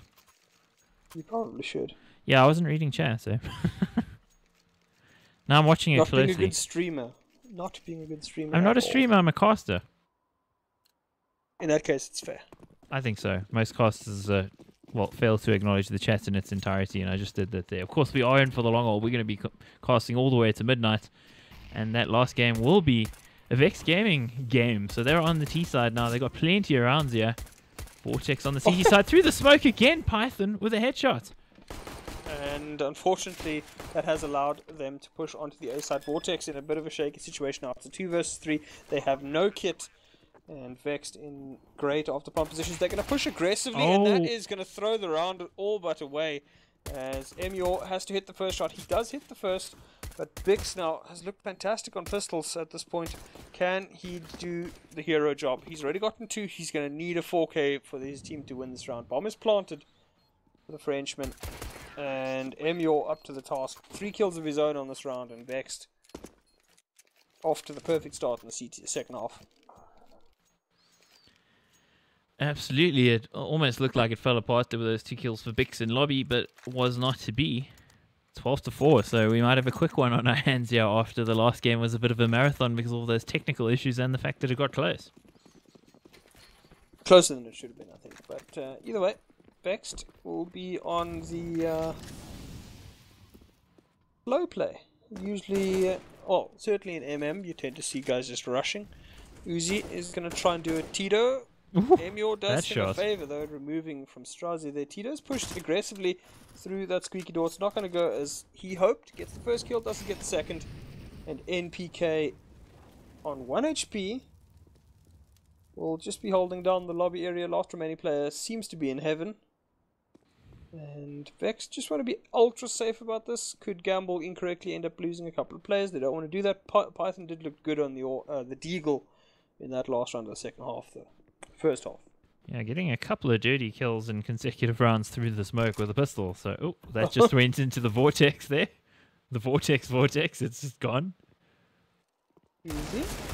Is going to go down. That's AK for Python. He's got armor and a defuse kit. This could 1 HP. Never What? mind. How did that even happen?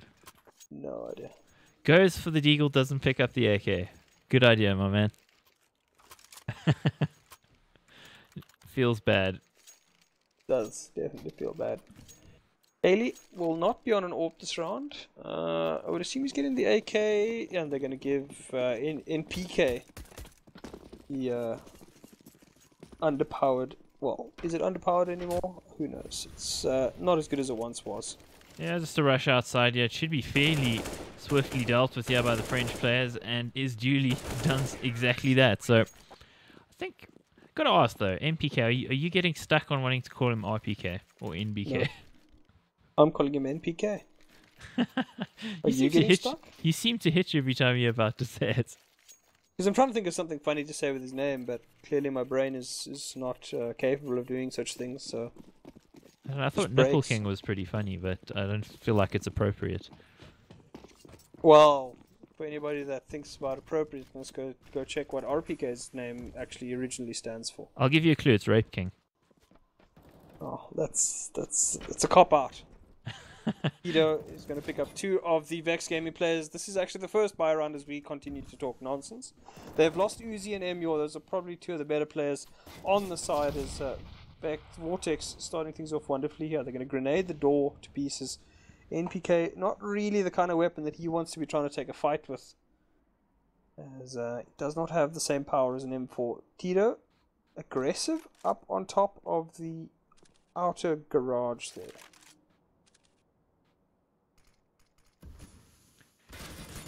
Oh, Katie gonna survive his teammate's death, but doesn't even take a lick of damage. NPK, apparently, Order Director doesn't want us to see any of this. It wants us to watch Kaylee. So is Kaylee about to do something crazy? Who knows? Okay, NPK is a man on a mission, and that mission is to kill the entirety of Vortex single-handedly.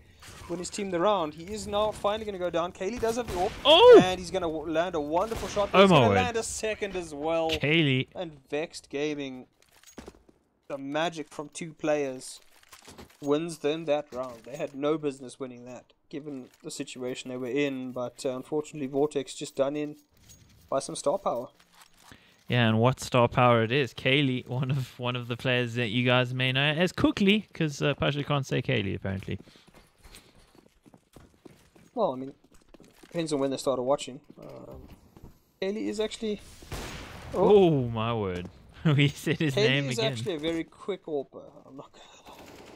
Well, he was on the same team as Kenny S at one point as well. And he was actually Kenny S's backup AWPer, and that'll be the end of that. Okay, I thought we so had more time. I As really did I, but apparently Roombang and Uzi don't want to give us any time, and Vexed will win. What in the end was a pretty clean victory over the boys from Vortex Gaming. Very clean. I think let's have a look at the stats, actually. That's probably going to be the thing to do at this stage, since that escaped us in the last round. I thought we'd have more time on it, but some heroics out of Kaylee. And let's bring it up on screen here for you guys. So we've got... well, let's have a look at the kills. Uzi actually at the top there, and he did some pretty solid work. Kaylee with the flashy stuff, though. He didn't get the majority of the kills, but the kills that he got, big impact. Yeah, very, very flashy. Big impact. In general, tended to win the crazy rounds and not do a whole lot else. Although, I mean, admittedly, he is holding an AWP, and I think he was playing outside in the not where you garage want to area. be. So, yeah, you're not really going to be doing a whole lot there unless the opponents move to that area. So, it's one of the reasons why a lot of AWPers hate playing Nuke. Indeed, as do I, because, I like to pick up the AWP. Not a fan of it either, but hey, somebody's got to do the dirty jobs.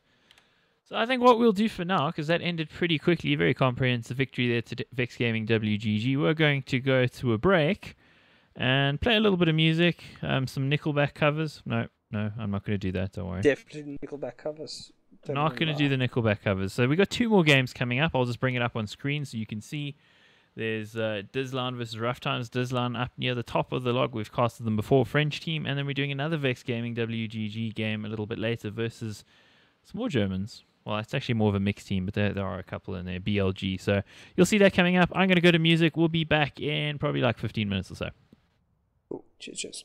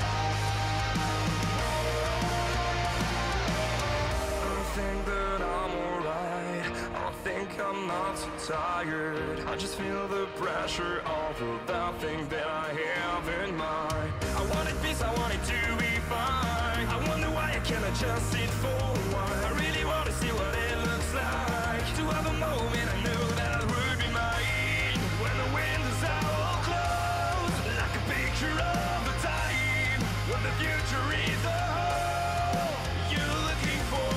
Save me from everything. Tell me where to find my way. I'm just looking for something I can make it another day. 'Cause I'm falling down, fading away. 'Cause I'm falling down. This is what I know, I just keep running. I was working fast and hard, never thinking about now, but living unhappy thanks to all the things that I have to try. I wanted peace, I wanted to be fine. I wonder why I cannot just sit for a while. I really want to see what it looks like. To have a moment I know that would be mine. Would be mine. Save me from everything. Tell me where to find my way. Just looking for something I can make it another day. 'Cause I'm falling down, fading away. 'Cause I'm falling down. This is what I know, I just keep running. If I survive, if I am strong, why do I feel I never glow? But I survive, and I'll be strong.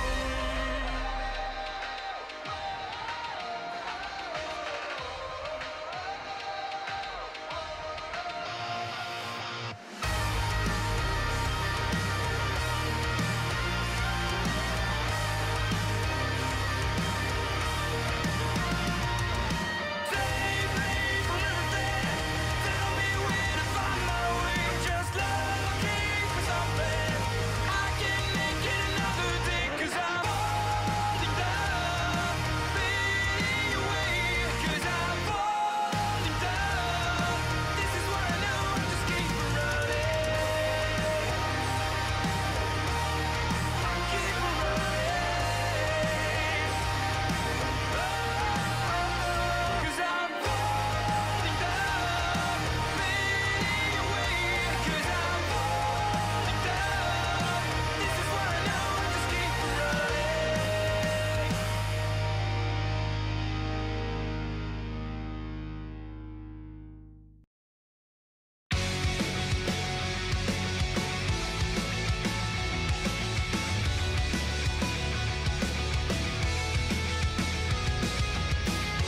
It's cold outside, but I'm not worried for tonight. I shut my eyes and I'm alright. And if I fall, you'll catch me. They're waiting now for me to stand and make them proud. I know I'll make it through somehow when I have you to guide me.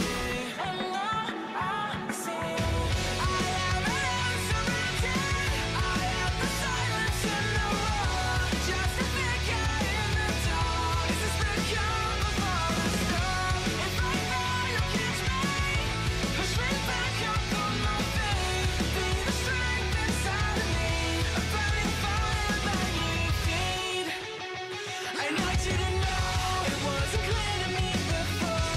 The gravity of what you are.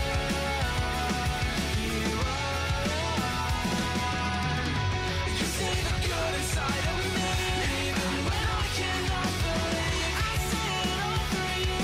Your eyes. No one's out empty. This is exactly what I need. It made me lose sleep, but at least now I say I am surrounded. I am the silence in the road. Just a figure in the dark. This is the calm before the storm. If I fall, you'll catch me. Push me back up on my feet. Be the strength inside of me. A burning fire like you. I brushed it off, pushed it aside, but I was looking for you. I'm always looking for you. I brushed it off.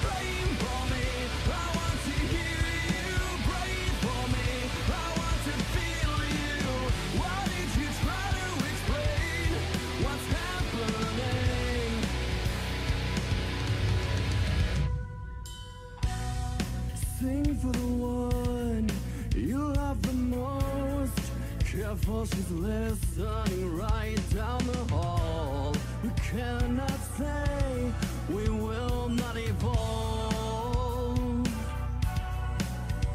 So we set sail, carry on, moving forward to take another step in the proper direction.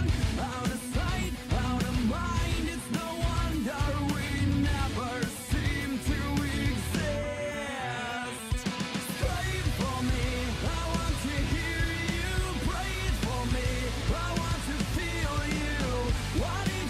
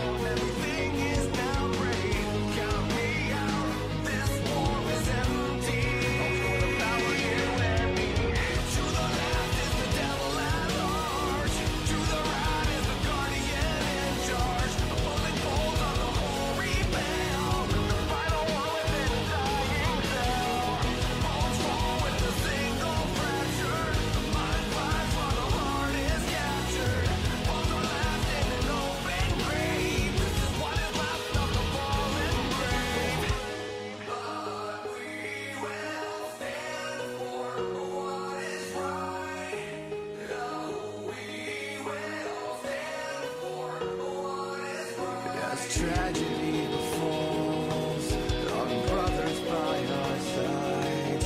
There's open-ended nothingness with their lost and lonely guides.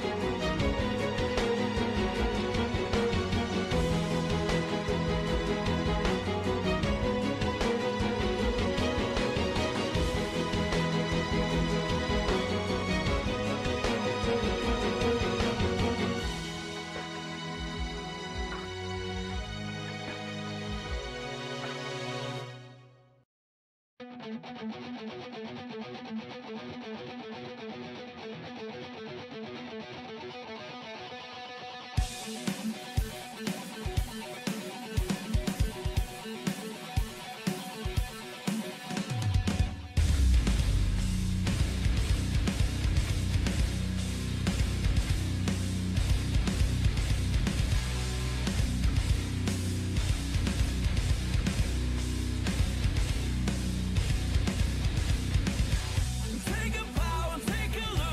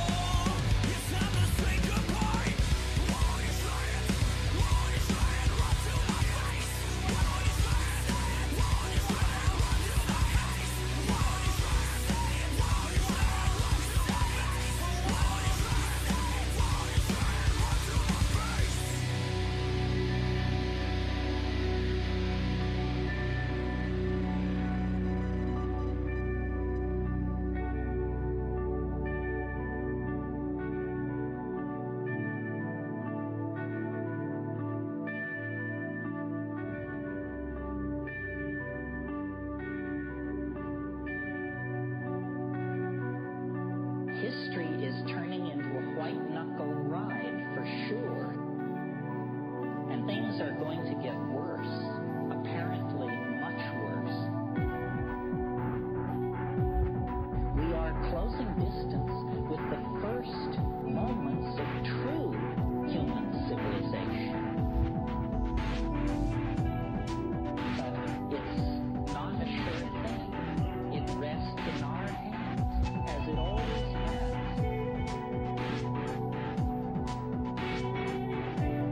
So it all went for this.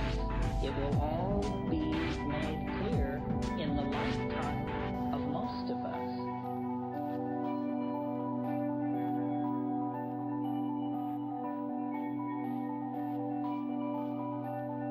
We simply must push forward. Push forward. Push forward.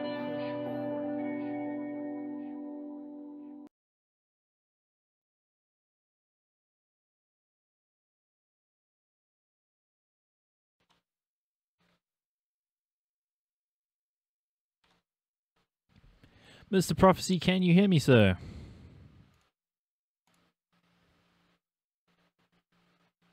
Unless I didn't unmute myself properly. CS greetings, everybody.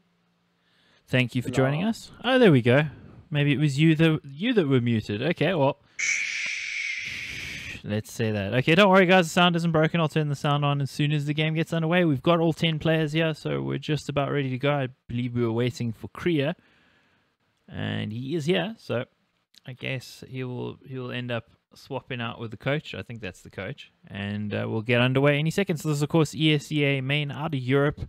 I'm Extremes, and Profeci's joining me for the cast. We've already done 2 games tonight, and we got another 2 to go. Lots of French games. We had Vex Gaming WGG, and the last one dominating on Nuke. Are we going to see another French domination here? I mean, just looking at purely at the stats of the teams, I think it's fair to say that Deslan is heavily favoured. Currently 10-3 in the league. Roughtimes at 6-7. Their last time they played Overpass was a 16-4 loss to Team 5. So it's going to be a rough day for the boys from Denmark. But maybe they have something up their sleeve against the Frenchmen. I guess we shall see. Of course, we have casted Team 5 before, and they look pretty impressive on Overpass, so don't know how much that says about Rough Times, but I would favour Dislania as we going into the round where grown men poke at each other with sharp pointed objects and hope to reign supreme. Yeah, 1s and 0s, apparently doing tons of damage to each other. Commentating a knife round. Jeez, I really wish it wasn't part of the game. I hate it, man. I hate it. I don't want to talk about a knife round. But we are going to get to talk about a pistol round. The match is restarting, so it looks like CT side for Rough Times, which is where you want to be on Overpass. Let's be honest. Is it? Is it really? I think it is, if you're not confident on the map. If you're like Deslan, I think Deslan are pretty good on this map. Quite comfortable starting on T side. It lets you dictate where you want the action to happen, and of course you can get your aim warm quicker. If you CT side, you spend a lot of your time waiting. Yeah, I mean, Deslan has only played Overpass once this season. That was actually a 16-14 loss to Team Quantum Bellator Fire. But hey, come on, Quantum Bellator No, Fire. Team... Yeah, but I mean, QBF isn't renowned on this map, so make of that what you will. Jinx and Friend will be holding the lower area, though. They will be pushing up there, and Last will soon be greeted. Oh, Well, Twinks Twin. is going to greet them with a bullet to the face. 2 bullets to the face. As Last is going to turn around and remove Kriya, and all of a sudden just Laon. Well, I would say 6s and 7s, but there's not that many of them. So 1s and down 2s. to 2 players. Yeah, 1s and 2s. It's a bit of a horrible situation for the Frenchies to start the game off here. Is all up to Alex and Adelaine. Try and make something out of nothing. French are renowned for some crazy stuff, as it does look as though Tunks is going to push aggressively, and he's going to get executed there by Adelaine. That'll be him dropping the USP as well. So Adelaine starting things off for himself pretty well, trying to recover what is a difficult situation for his team, though. Is going to be tough, but they do have some utility to work with here as well, and that's going to help him get into the site potentially. But is Last going to find himself another one-tap, spamming away through the smoke there, but not finding anything just yet. And there's a fire kill. I don't know how that happened. Maybe the play was flashed or something, but the That bomb would be will the go only down. reasonable. Yeah, that's the only reasonable conclusion. There's like, I don't know, maybe taking a chance. That was weird. Very, very weird. So retake time, and retake going really well. 3 players alive here for Rough Times. Dizlan in a tough situation, but we've seen Adelaine in the past doing some amazing work. He gets 2 headshots, and he is winning this round all on his own. He needs to get the ace here, and this player has got the defuse kit. Is he going to get him? Oh my word, it's so close, but the defuse will come in. That was almost the ace for Adelaine. Oh, another one of those. Another defuse in smoke that probably shouldn't have happened, but it did. I'll give that one to Rough Times. That was actually well played. The player had armor, he had a kit, and he had a flash, whereas the other one was just sort of sitting in smoke with 2 players alive that didn't do anything to stop him. So harsh for Adelaine. He does start off well though. 4 kills, no death. He's actually going to be given the hero AK. Can he do anything with this? So the rest of the team's actually not buying up at all. So that's an interesting buy. I'm not one that I'm very supportive of. I think if you're going to buy the hero AK, the rest of the team should at least upgrade pistols and armor. Yeah, one would think only 2 P250 supporting this AK, so they're putting a lot of faith in Adelaine. Again, from what we've seen of Adelaine in the past, he's a very, very capable player, so definitely don't count him out. And in that last round, he definitely showed it as well. Of course, the last time we casted them, it actually wasn't planned, because the game we were going to cast in ESEA Main Europe, the teams didn't show up, so we had to pick another one, and we picked a game with Dizlan, and it was a pretty good one. With that, it was. Dizlan's beaten Pro 100, they've beaten KPI. Close loss to Quantum Bellator, so it's a pretty decent team here, to say the least. Yeah, Pro 100, definitely a pretty handy outfit, so quite close to the bomb site before they spotted you. The AK hasn't fired yet, but it's not even going to get to fire a single shot. Twink's going to take him down, and from here, with the equipment the players have, Rough Times should have no issue shutting them down. Nice casual little headshot there. Yeah, Martin just absolutely wrecking Lucky there. And Kriya is going to feed himself into, I wouldn't say a meat grinder, but it certainly is something very sharp. Something very sharp, like the little taps there from Martin. But hey, going into this round, not too much for Dizan to work with. Going to be as close to a force buy as you think one could get, I guess, but still winnable for them. One would think. Adelaine, of course, no armor thanks to that hero AK buy. But we're getting close to the buy round. I think if you're going to run the hero AK, you really just need to do more to help the player, because it's like putting so much on him alone. If you're not even going to really buy armor around him, it's just like, you know, go forth and conquer. How am I supposed to do that without an army? It's like, I don't know, figure it out. Either way, Dizlan start things off pretty well. Trade 1 for 1. That'll be Twinks going down, and they will grab themselves an AK. It'll go the way of Kriya. So Dizlan, I mean, 4 versus 4 is more advantageous for the T's, obviously, but the weaponry at this point heavily favors the Danes.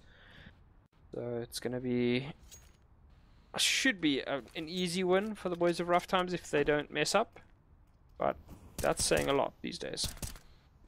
You never know against one of these force buys, and of course the AK lives also. Adelaine trying to sell the fake here, but just think about this. Dizlan, every player on Dizlan has a weapon capable of killing a player in 1 shot. oh, doesn't find the timing. I thought he might just, but he has the hit coming on the B bomb site. First kill for Kriya with that AK. There comes the MP9 and just shuts it out completely. Not going to work for them. Perfect flash from his teammate. And that's that. Sewing machine, yeah, sewing machine up to the task. Indeed. Thanks for joining us, guys. Appreciate all you baguettes who've showed up. Good to have you guys here supporting your team. We used to having the Danes show up. I wonder if there's any Danes in chat today. But yeah, also have we pinged Snowman? No, we haven't. That's probably why. And also thanks to Ashley for being here the whole time, being our fearless moderator. Opportunity, good to see you, man, as well. Thanks everybody for joining. And if you're enjoying the cast, subscribe to the channel, drop us a like, and send us an Amazon gift card because I need a new TV. Okay. That's not too much to ask, is it? That's a sellout. No, it's not. I need a new TV. No, you don't. Nobody needs a new TV because nobody watches TV anymore. Either way, Twinks Netflix, is man, going it's a to... thing. I'd rather watch Netflix on a PC. But anyway, enough nonsense, as it is Dizlaun's first buy round. It's 5 AKs, no AWP this round. As Rough Times, they do still have a player in lowers. It's fairly heavy lowers presence, to be honest. They've got massive control of the water area, swamp area, whatever you want to call it here. Oh, as Lucky Lucky doesn't is see not him. going to spot the player. Oh, and he gets it anyway. How?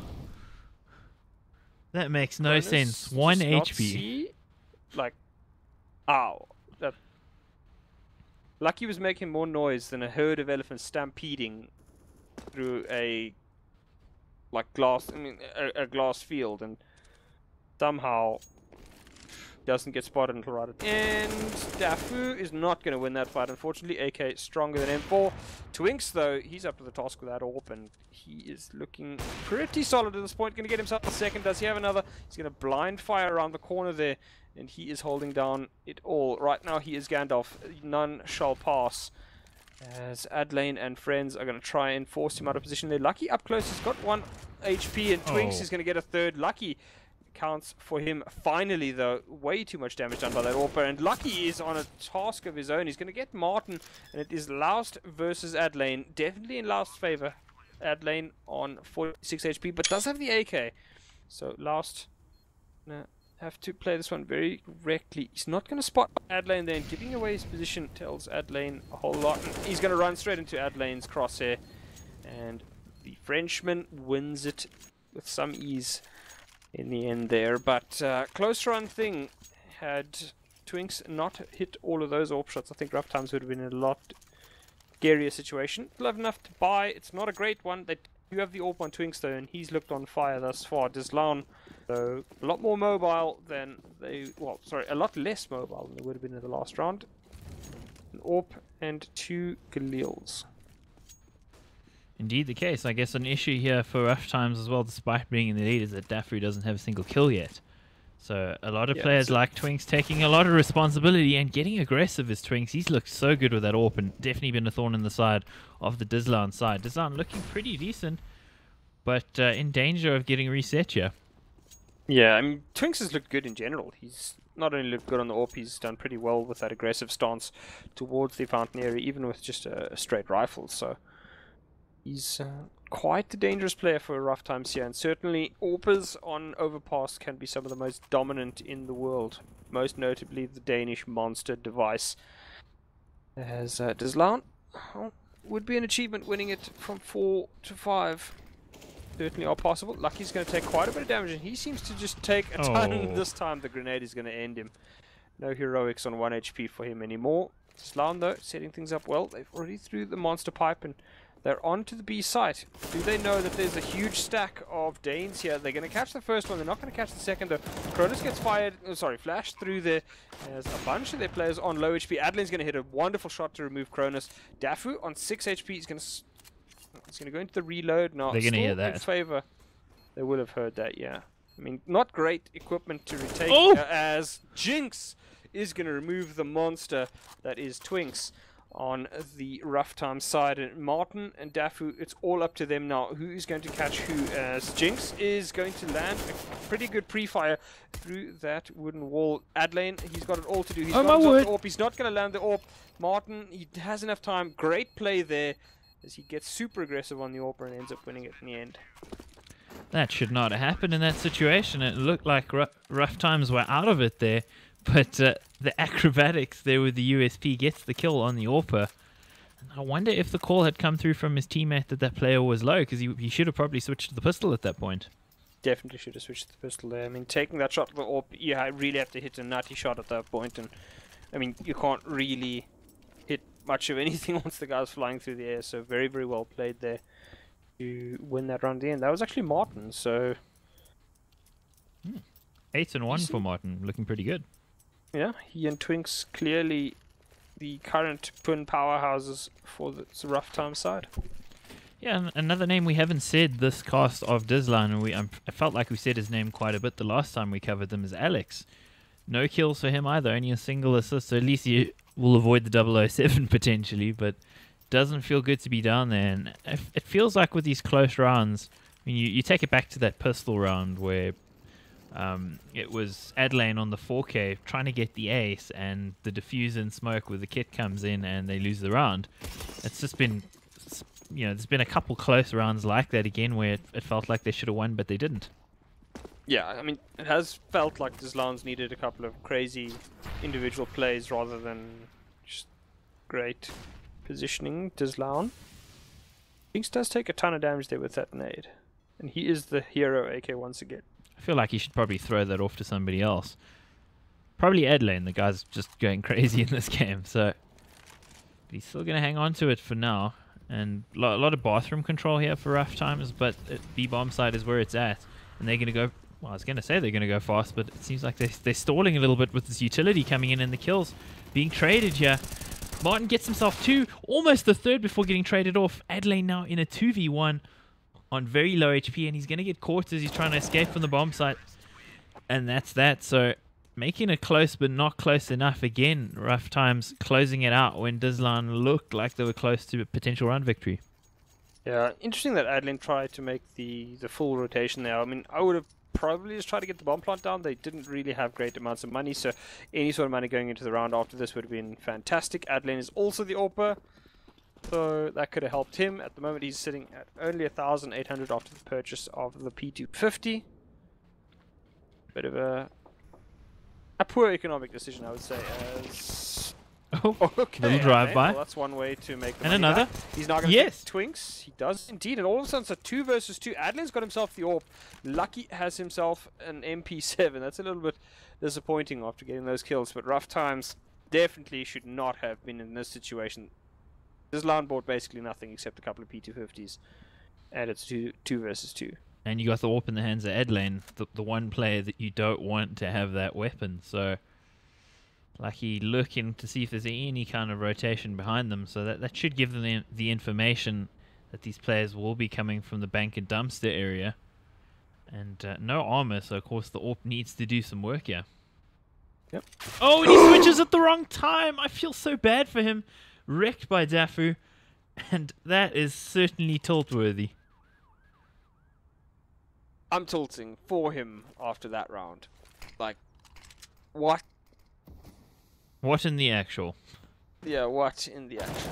How to even for dummies. Yeah, I feel bad for him there, man. That's just not what you want to see. Hold that angle for a solid 40 seconds there, and then... He's almost doing the crims right now. Oh, geez, punching the desk, eh? Yeah, he's definitely slamming that desk pretty hard right now. It's not a great situation. Still no kills for Alex as well. They definitely need him to show up, and... Rough times 6-1 in this ESEA Main Europe encounter. Of course, Dizlaan up near the top of the table. Rough times somewhere in the middle. So you'd expect Dizlaan to be the guys in the lead at the moment, but they're not. Yeah, I mean, it is a map that can sometimes, if you aren't confident on it, can go pretty badly. Twinks, though, is going to trade out there with Lucky. Still does favor Dizlaan, though. They have the better weaponry. They don't have as much utility, though. Rough times actually had nobody on the A side with that. 5-player B stack.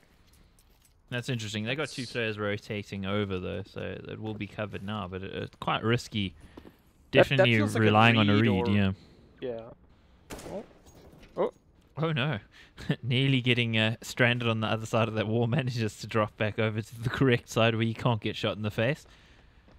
So that's going to be a bit of information there for Dizlaan as to that sort of stack towards long, and they're going to be forcing the issue here. This is a little dangerous, but Adelaine, he's a little bit more dangerous, gets 2 headshots. Yeah, Adelaine has looked fantastic. Every round that he's gotten a kill feels like he's getting 2 or 3. Has Dizlaan making a decision. Looked like they were going to make the play for A, but that fight at long there seems to have coloured their opinions on whether they should have gone there. As it is, they're still holding for the potential B push. I think it is going to be an A here. They don't really have much anything. They have a smoke and a molly. They will be running up against Dafu, who is holding the Optimus area. Can they get it done? 15 seconds. Dizlaan has to make the move. It is going to be happening now. Twinks is not in the area. He is by far the most dangerous player on rough times at this stage. And Dafu, oh, I say dangerous. He's got a Krillin picture. So somehow turned things around there. Is it a Krillin? No, it is. It's got to be Krillin. It's got to be Krillin. It's like the least scary member of the Dragon Ball Z crew, though. It's anime picture. He's a hacker. Eh, No, I'm kidding. no, that's a Dragon Ball Z picture, bro. It's not real anime. Okay, I got you. I'm tilting people Aw. now. I'm sorry. It's So- got a Krillin picture. Krillin does one thing, die a lot. But anyway, Dizlan, they're going to be doing the best impression of Krillin that they have Oh, no. since, never mind, they're actually going to take out multiple players here. Once again, Rough Times caught out by the rampant aggression of the French. Just rushing through smokes, taking out 2 players there. Once again, AWP is in the hands of a Dizlan player. That'll be Kreia this time, though, not Adlane, who has been designated with the CZ. Rough Times, again, trying to just get aggressive positioning, forward information here. That'll be Loust. Oh, did he Is he spot him? going to get the timing? He is going to get the timing. That'll be Jinx being removed now. But Dizlan still in favor of pushing towards the B site at this point. Dafu holding a dirty angle here. Not going to be able to prevent any plant if it does come through, but it's a very safe angle. There's not a whole lot that Dizlan can actually do to force him out here. They have 2 flashes and a grenade, so that's not really going to be an angle that you check. But they could get a good timing here. Rough Times are pushing aggressively on the A long area. They need some kind of information, and Dafu holding this angle means that he's not going to be aware of anything unless Dizlan actually runs directly into his crosshair. Yeah, Korea very deliberately and slowly clearing the site here. They don't want another repeat of getting wrecked by a single player on a site. But that single player was Dafu the last time round, and as you said, holding the dirty angle. Is he going to get spotted? Oh, he dinks Korea. Thankfully, Korea had the helmet. Otherwise, that was all over. Korea gets the kill. And our retake time. There's a nice kill there from Lucky. Oh, what a shot from Martin. Decapitates that player. And now in the retake situation, not going to happen. Korea gets him. And that's the round. So finally another round for Dizlan against the runner play. Yep, Korea finally pushes off of that one kill that he's had all half. And hero plays. Once again, Dizlan, I mean, they haven't looked great when they've had full rifles. This time they should probably clean up pretty easily. Rough Times won't have any actual utility, but Dizlan looking oddly weak on this map. And, I mean, I'd say QBF is probably a better team than Rough Times on this map. Yeah, undoubtedly. Well, QBF is a better team than Rough Times. Maybe not a better team than Rough Times on this map. Let's put it that way. As Dafu and friends are going to run straight past Alex.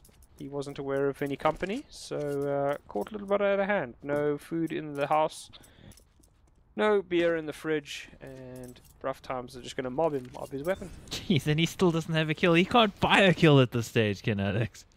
I think we're all knowing that feeling. Oh! Oh! Lucky. Very lucky this time. The drive-by. As Dafu is going to reply there onto Kreia, but Jinx is holding the angle. Jinx is going to win that fight, as Martin and Dafu, last remaining players here, and neither of them is going to be able to prevent Lucky from planting the bomb. Adlane holding the back area with that AWP, as Dizlan well favored to win their 3rd round here and maybe start a comeback, but they're going to need to hit something. Okay, Martin makes a bit of noise there. Dafu, it's all up to him really. He's got an AK, he's got to be the person who makes most of the magic happen. He's going to know that Lucky is there. Gets a good headshot on Lucky, but I think that's going to be the call. They now don't have any more time. They'll sacrifice Martin to the gods' chance. And the gods are more than happy to take his life in recompense here. Dizlan on the way to the 3rd round for them in this half. Jinx is going to take quite a bit of damage from that bomb, but he'll get himself to safety, as will Dafu. Dafu 3 kills after picking up that AK. So Rough Times still a dangerous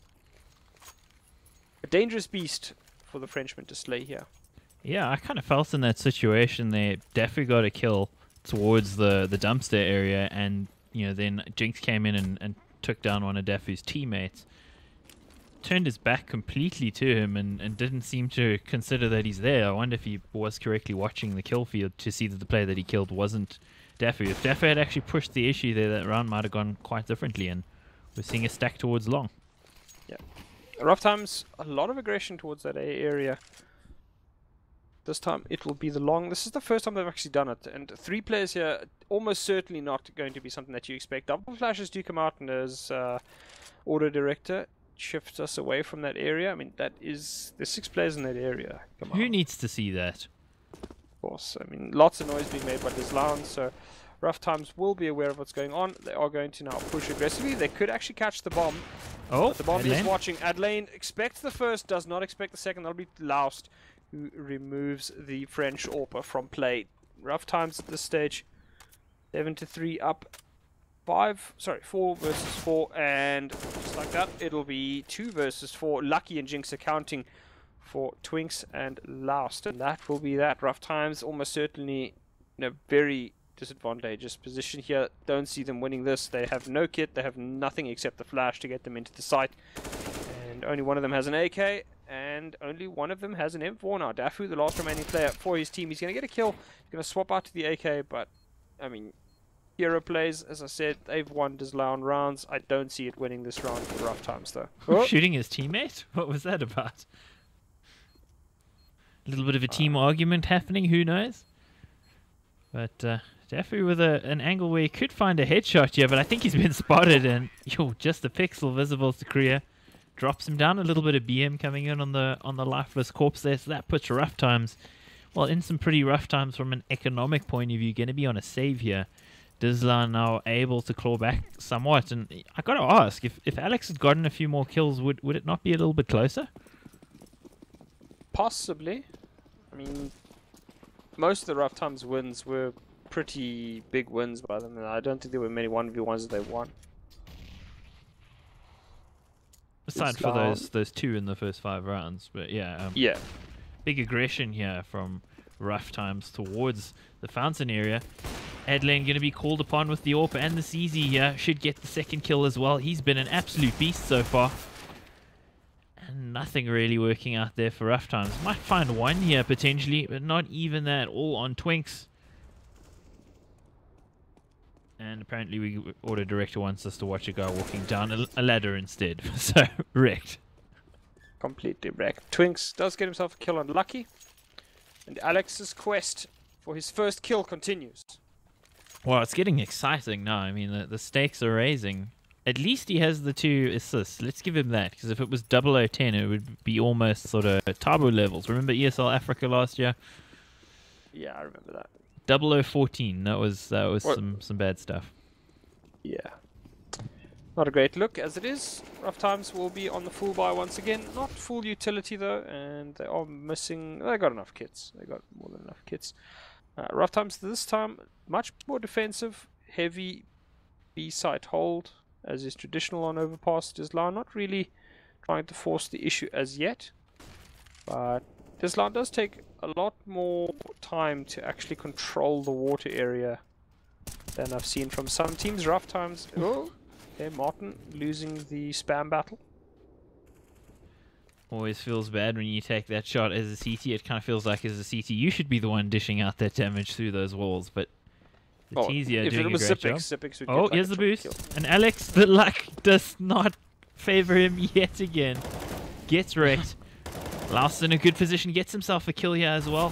Dafu going to follow it up too. Adelaine, the only one to get a kill for his team so far, and they're in a bit of trouble.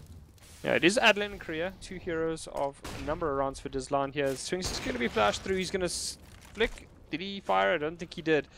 As he's now going to try and make something happen. Dafu gets Adelaine though, as Korea, well, he attempts to come back. It's swiftly shut down though, as Rough Times finally wins another round. They've won the half as well. So Dizlan, more than enough money to buy.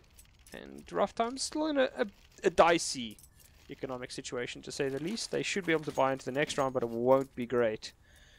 As the Frenchmen have recovered well from what at one stage was a 7-1, if I believe.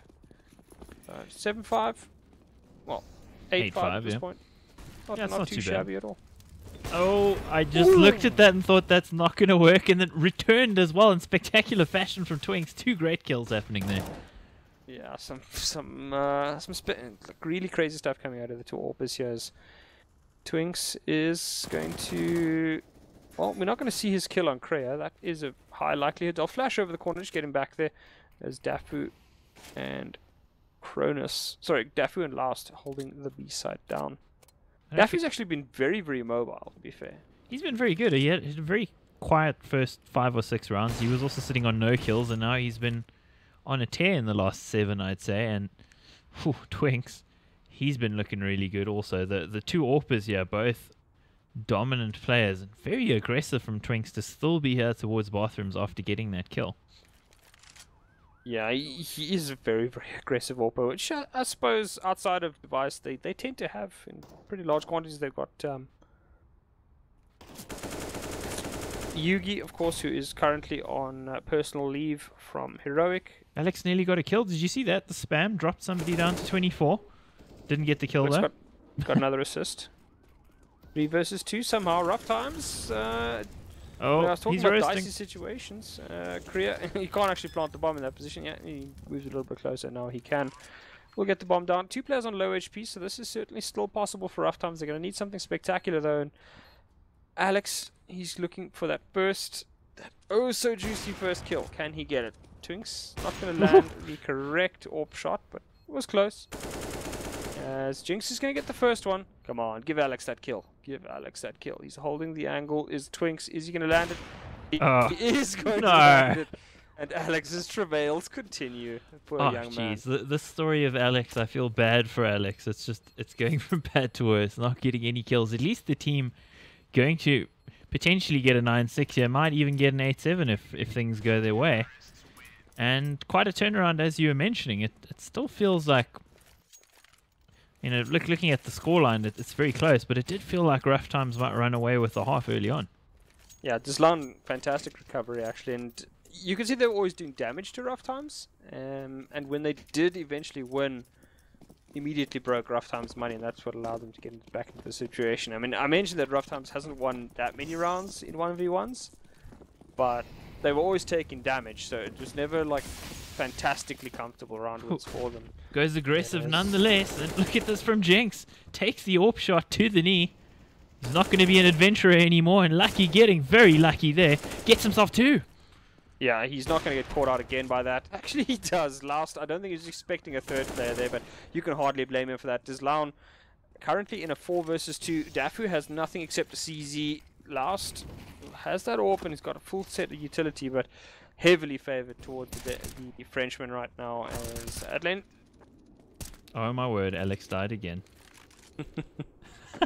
I was actually just checking the scoreboard, like, did he find a kill this round? Could it maybe be? And then he died at that exact moment.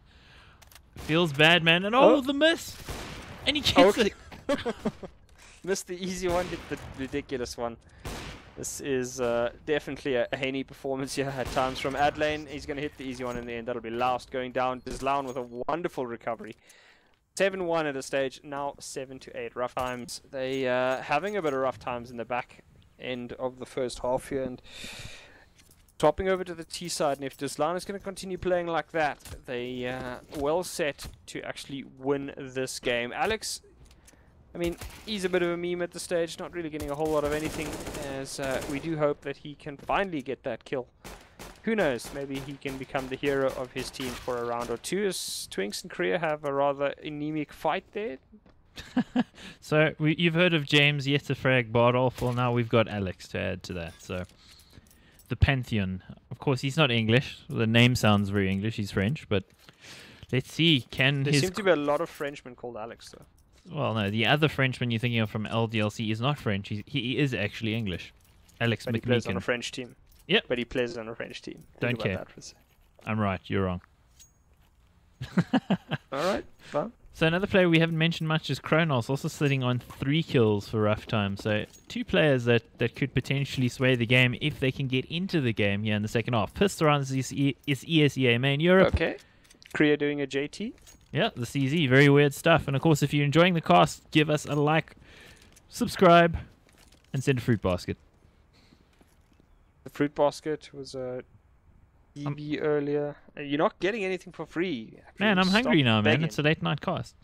Stop begging.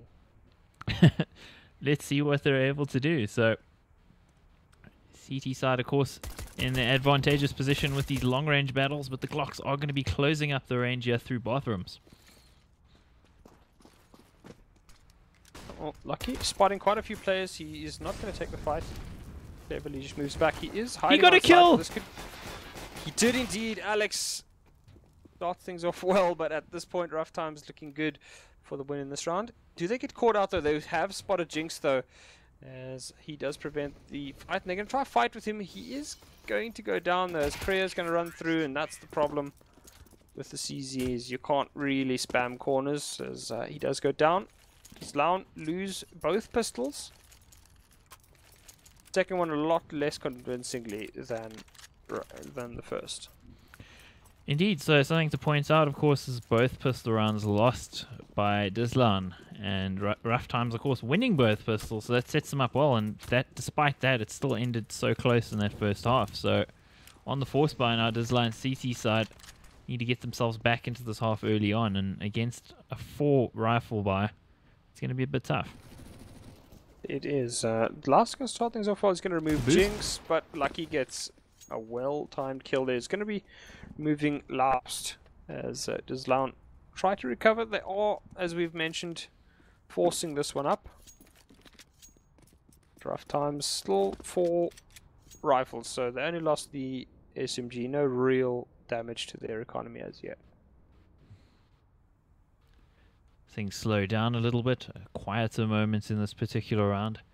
Towards long, they're probing about at the moment, not spotting anybody just yet, but it's probably a good place to go considering they've got those rifles, so they can of course keep CTs at arm's length. And for the CTs, maybe it's time to look to do something a little bit more aggressive, and there it comes from Lucky, the aggression, nearly catching Martin off.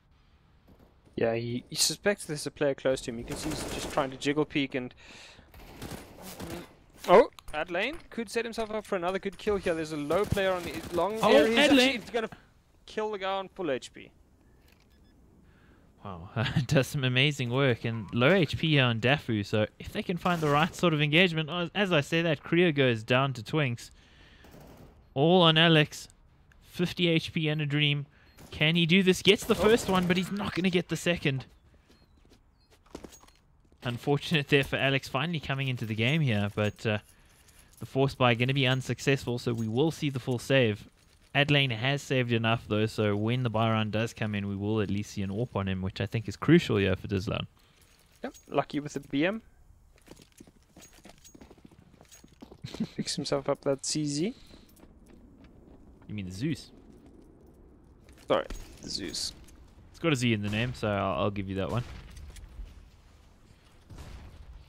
Is it a Z or a Z?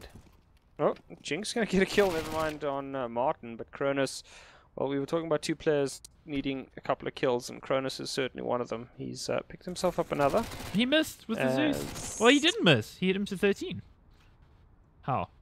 That's the worst feeling in the world. Oh! Jinx aware of somebody there. It's actually Twinks. His, I would say twin, but it's not really, as Oh Alex. my word.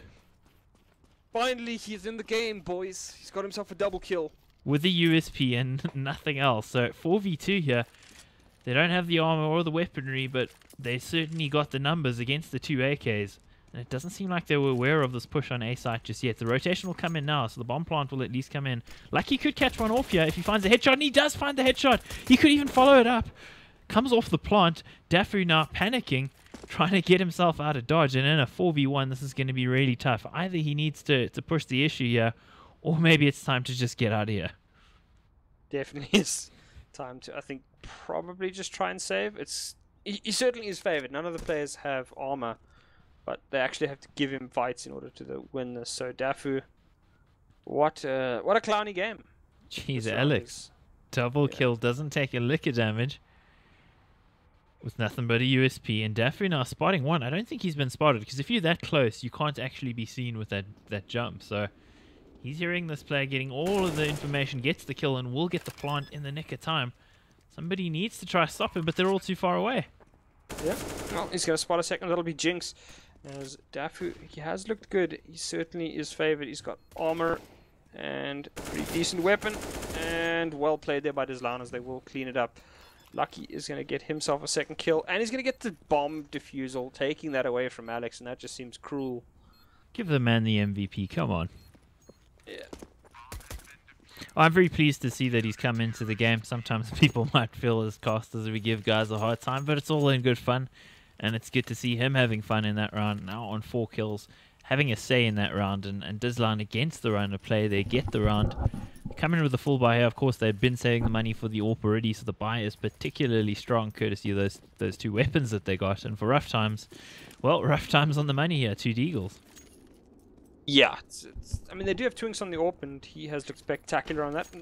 Very aggressive player, as I was mentioning. Danes have seemed to have developed a number of aggressive AWPers of late. Mertz and, well, Adlane there is going to remove Twinks as I'm trying to big him up. So that's going to go badly. He gets laid low, yeah.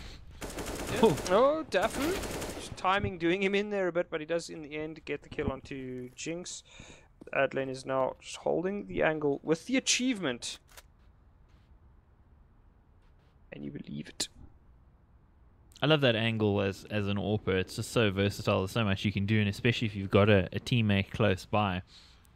It's very hard to root you out unless you're already on the site. So I keep getting maybe a little bit more aggressive than I'd like, but there is the flash, and he's not going to be punished for it because there's nobody with Kronos, and hapless Kronos, getting dropped down there. So him again still not having much to do in this game. An advantage towards Dizlan in this round, so they should be able to draw close unless Martin nearly got caught there with a nade in hand. Somebody from Rough Times need to step up, and you'd almost think it's got to be Dafu with how he's been playing. Yeah, Dafu is the best placed player to do it. He's going to get it off to a good start. That'll be removing Adlane, as they are a 3v2 on the A side. So a lot of it is up to some good shots. Alex is going to hit the first. He's looking great all of a sudden. Does go down as Martin and Lucky are now the last remaining players on the A side, but Kreia is rotating in, so Lucky is playing this fantastically well, and it is going to result in a win for his team. Just not giving Martin the fight that he needed, buying time for his support to move in. Yeah, fantastic work. They're using the audio cues, and you can see the player from Rough Times, they're just getting very, well, Martin, getting kind of frantic with his movements. He's running out of time, so of course he couldn't take the softly approach, and that's all the information that Lucky needs to just keep making a fool of him. And Adlane hitting a very nice shot on Dafu. Rough Times with nothing to work with in this round. Yeah, still a decent shot, or would kill you regardless of whether you had full armor or none, so decent in the end. Jinx is going to pick himself up a couple of kills. Twinks will go down there as well. And Dizlan, I mean, given that they were at one stage 7-1 down, this is pretty big news. They might actually tie it up at 10-10. And of course they lost both pistols as well, so doing some sterling work to come back into this. I think this game has been super entertaining though, so let's hope it remains close. Jinx, again going on his farming expedition, gets himself 4 in the end. So that's going to certainly help out the money for Rough Times, and going into the buy round now. Well, it's going to take more than a single round win, I'd say, to set Dizlan back into the economic doldrums. Yeah, Jinx doing his very best impression of ABBA there. Money, money, money. Gets himself an M4. I've almost wondered if whether he would stick with that UMP, considering it was working well for him. But aggression, yeah, out of Dizlan. Through the smoke as well, so lots of control towards fountain area. I'm a little bit confused why Auto Director doesn't want to see it. That's why it wants us to see this. It's Lucky getting a kill. We haven't seen him on the AWP, and it is double AWP time. Super aggressive. Yeah, actually closing the distance. This is brave, and it turns out to be the right choice. Look at that. Jinx also pushing up, and Dizlan doing amazing work in this round. Is Jinx going to get more? He does. Dizlan just full of confidence at the moment, just taking this fight straight to Rough Times, and the Danes cannot seem to handle it at all. Rough Times, the last player alive, he's only on an AK, so not the AWP, which he has been so spectacular on, but at this stage, Dizlan are all over Rough Times like a rash, and it's not fun for the Danes. It's bad when your name's Rough Times, man. All the puns. Yeah. I think Jinx is going to get caught, yeah? Yeah, could just be done in by timing. He's checking despawn. He's not going to spot anybody. Twinks, that should get him the bomb, but at this stage he's going to have to run the gauntlet, and the gauntlet is Adlane, and that'll be that. Adlane hits a very good flick and removes Twinks from play. Seems to be the night of watching the AWPers with the crazy flicks, eh? Because you look at his crosshair placement and how he moves the sweeps the AWP around. It's actually quite reminiscent of Kaylee that we were watching earlier. Yeah, I mean, French AWPers seem to enjoy the flick. Oh, I wonder if we might see Adelaine in a bigger name team at some point. I don't know how old the player is. I'd actually like to go and check that, because I've been very impressed with him in the 2 Disline games we've covered. For rough times, though, well, it is rough times. They're on pistols and nothing else, so in eco, they just need a bomb plant. That they do. As they're just running into Lucky's crosshair, and he's helping them along the river Styx. Adlane and Jinx cleaning them up. Last remaining player is Twinks, and he's no longer. Adlane is 24.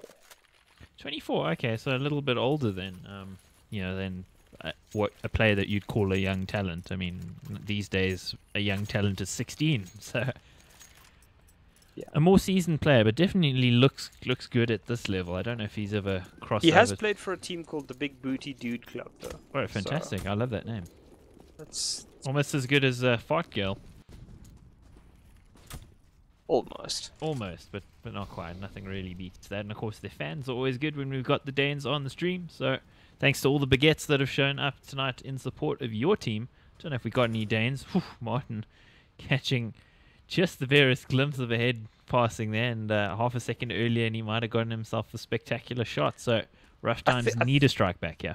I think I figured why Alex has such problems getting kills every now and then. Have you seen how high his sense is? Alex is like, feels like he's on like Ritalin or something here with the amount of. How did he get that? Jeez. It was the shoulder peak. He shouldn't have been able to hit him there, but he did hit him.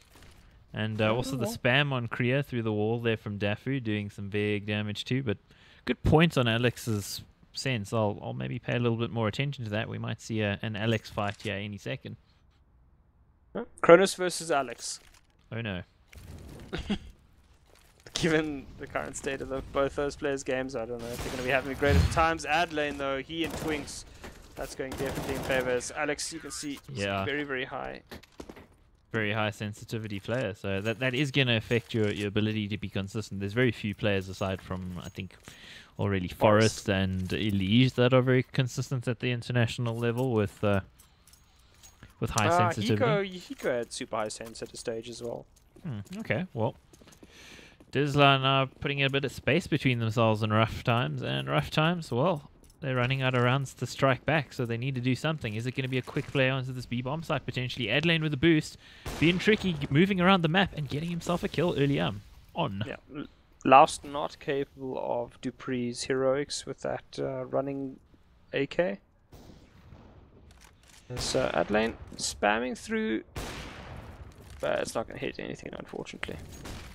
Wally's come through, and rough times, well, looks like they wanted to execute onto the B side. That's going to be a bit scuppered, as Adlane is going to be holding very, very good angle there. He's going to flash for his teammates as well. 2 players have actually come through.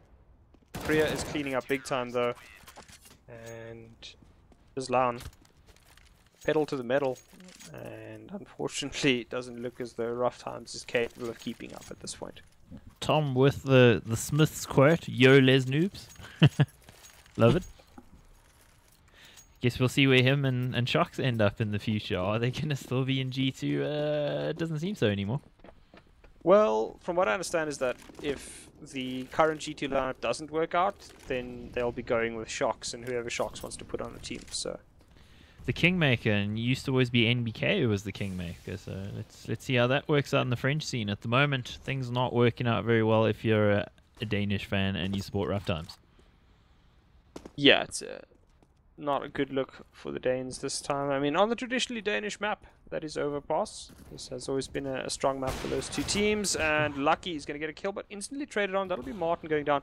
Jinx holding the long area, and he's not going to be in correct position. It's actually going to result in Adlane going down, and that has opened up a big set of plays. Loust with that AWP has picked up 2 kills. It's all on Kriya now.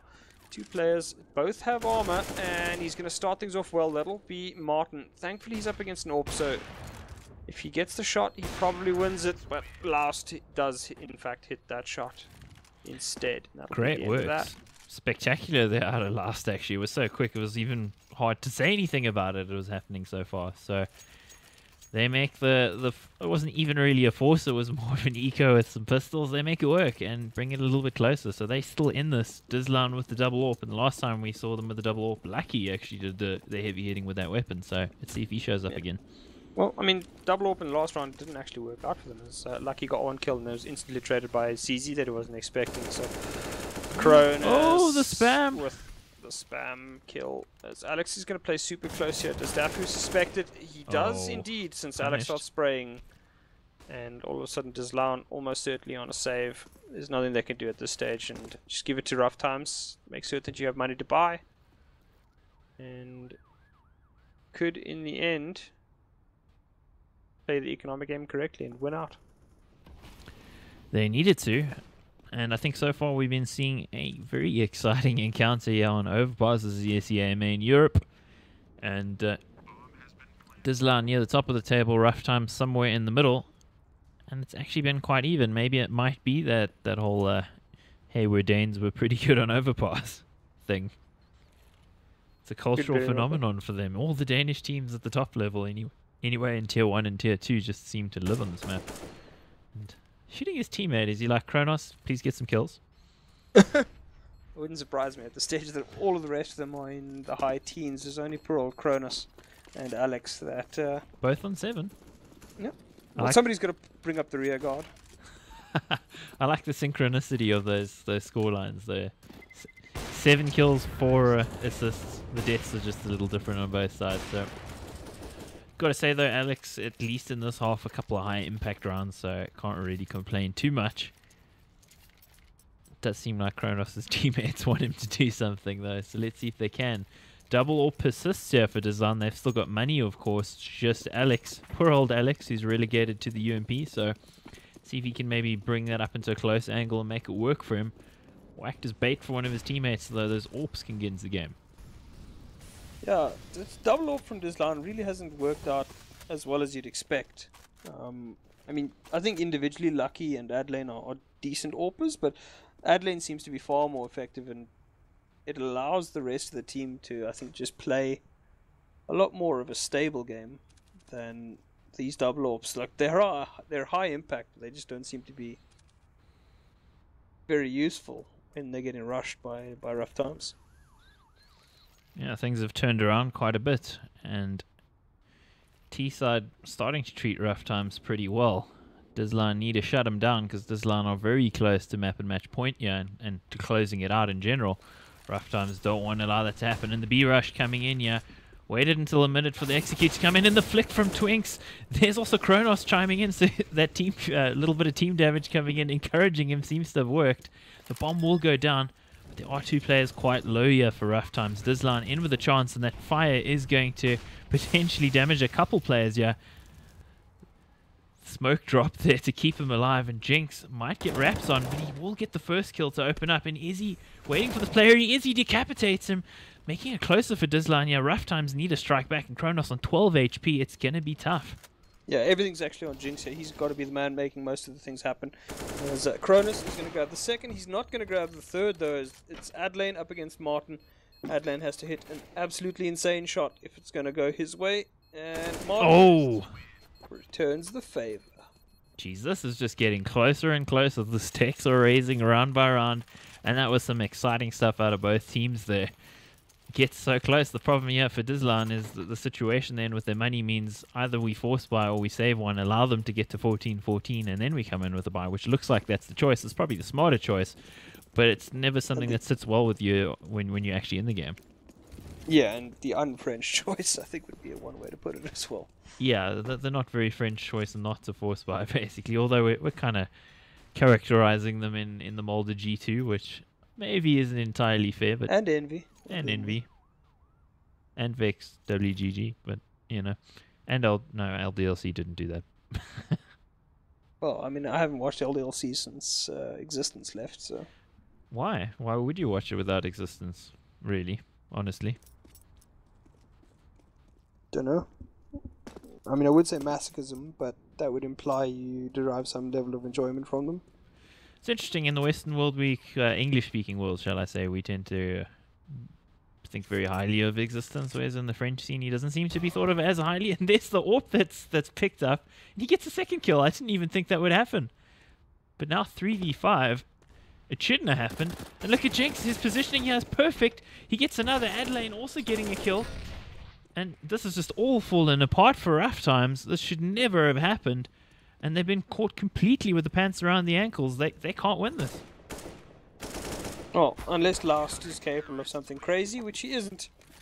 That is the weirdest round I've seen Deslan win this far. All on Adelaine, though. The push there in lowers gets himself the AWP. And while I was still talking, I thought, no, he's got the AWP. He's going to fall back with it. That's the smart thing to do, right? No. He runs up ladder and flanks the player on B, kills him, and then just everything collapses from that point on. Some amazing work there from the Frenchies. So, baguette power. Can the Danish come back in? Full buy from both sides, and pretty much last chance to Lunia for roughtimes. Yeah, unfortunately, Deslan is on the match point, so roughtimes has to win here to have any chance. And even then, Deslan will still be in a relatively decent spot going into the final round. On some of their players, some of them will be poorer than, well, I would say a country's name, but I think that would be a bit unfair as yeah, don't do that. this But point. to remind you guys, of course, we got one more game coming up, another French game. Got Kaylee in that game, of course, and Uzi as well. There's the boost being punished. That's Vex Gaming WGG coming up next. Yep. Hence BLG. So look out for that one most definitely, because we're not going anywhere. But this game definitely going somewhere. Roughtimes in a little bit of trouble here, and Deslan on the map and match point. So Roughtimes need to strike back in the 4v5 and quickly, because they're running out of time. 45 seconds left. Yeah, and they will be running into a single AWP this time. I'm much happier with that. Adelaine is the man to do the damage. Twinks doesn't actually have any armor, as Alex does go down once again, but it's traded out, so Kreia will bring it down to a 4 versus 3. Deslan don't actually have much presence on the A side at this point, as it looks like they've actually heavily stacked B, and Jinx will remove will remove Loust, and it is go time for Roughtimes on the A side. They're actually going to run into a completely open site. You know, they'll be aware of the player behind them. Will they be aware that he's actually gone long, as Twinks is going to move to try and cover the bathrooms area? Could get caught purely down to timing. Do they spot anybody? They're going to spot the first player. That'll be lucky, as Twinks actually spotted moving into the He's bank. got no armor. Tafu doing the work here, gets himself 2, and he's still got full HP here. So Twinks with the AWP. Can he find him? He spotted Adelaine out, but he's going to get spammed through the wall, and it's all on Dafu, and he's not going to be able to do it. There's the kill from Jinx and Adelaine to round this one out. So that got super close. We didn't see a lot of the kills. Thank you, Order Director, for wrecking us completely. But very exciting game there, and of course I think we might have to go straight to the next game. Let's actually bring that one up. In the meantime, tell us what your thoughts on that game. I mean, the French looking very, very good. Adelaine, I think, is a monster player. It is a pity that... I wouldn't say it's a pity. I mean, 24, I think he's probably... I think it'd be fair to say that his best days are probably behind him, but still looking like a very, very solid player at this round and at this level. Damn it. Absolutely. And, Well, I mean, Deslan looking like a dangerous team. I think they do have some weaknesses. You obviously don't want to be going down 7-1 to a team like the... sorry, to a team like Roughtimes, but I mean, a very, very good recovery. Pistols, I think, maybe need a little bit of work. And maybe don't rely so much on Adelaine to win crazy rounds for you. true that. Adelaine ends on 35 and 17. You got Jinx on 31 and 19 as well. Some rather crazy ADRs there, 98.4 and 116 respectively, doing very well. On the other side, a little bit more even across the kills, but again, one player sort of weighing them down a little bit, one would say. But I think what we're going to have to do here is we're going to have to go straight into the next game, because there might already be players on the server. I don't know if you're there already. Can you tell me if there's anything there? Checking. The server is live. I don't think it started yet, though. Cool. Well, we're just going to load in and have a look. It looks like another overpass game, potentially, unless I'm loading back into the server I was already on, which would be really embarrassing. But we do have 9 players here, so I think we're just about ready to go. So BLG, the Swedes versus Vex Gaming WGG out of France. And of course, you got Kaylee on there, or Cookley, depending on how you want to pronounce it. And Uzi, who you might know both from Epsilon in the past. We did cast one of the games earlier on Nuke, which they won pretty easily. That they did. Can go run and grab something to drink quickly. Yeah, I'm going to do the same. So the game is... We got all the players yet, but don't worry. Second of silence while we get some water.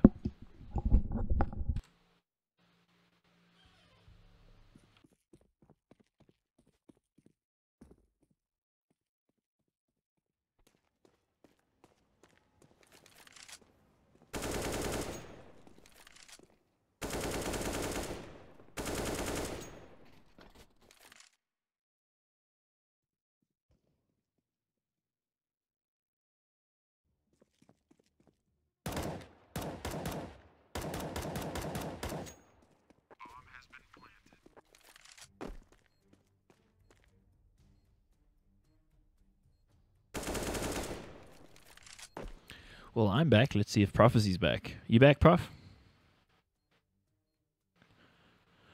Not yet. Okay, well, he'll be back any second. Looks like the game will go live any second as well. We do thank you guys for joining us. Again, thanks to both the Danes and the French who showed up for that game. Maybe we'll see a couple Swedes showing up here. Of course, PLG didn't have a... they don't have any social media accounts. I couldn't really tag them. So I don't know how many might show, but... You never know. I think we'll see a very exciting game based on what we saw in Nuke earlier from VG. So let's see if VGWGG can show up nicely. And again, if you're enjoying the cast and the channel and everything, give us some likes. We need to get up to 1,000 so that we can be an ESL affiliate. And what's kind of weird is both myself and Prof have casted finals for ESL before, but they changed their rules. So we need a few more likes on the channel to make that happen. So if you can give us some subscribes, we'd really appreciate it. As the pretty funny shot comes in there.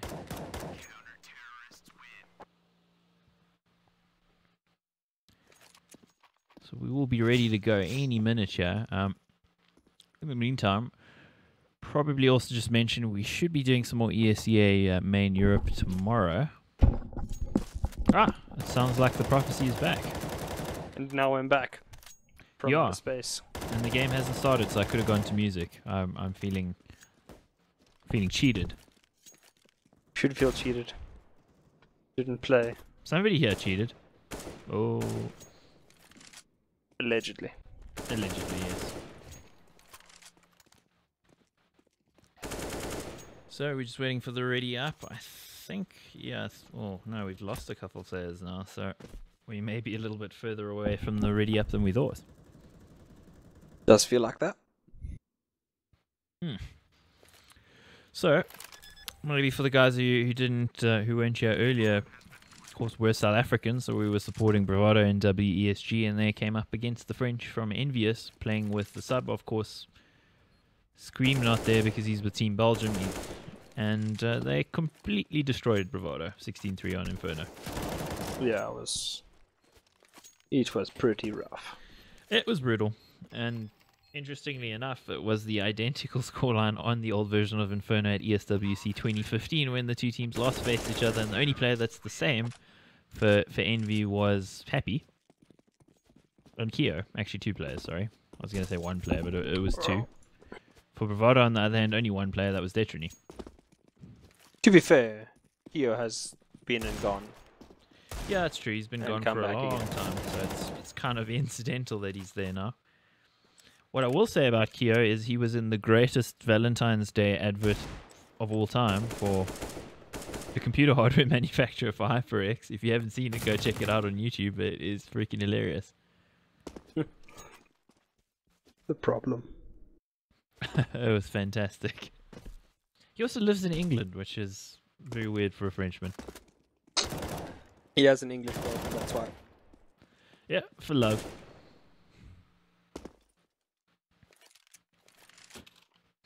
Okay, well, you guys going to start, please?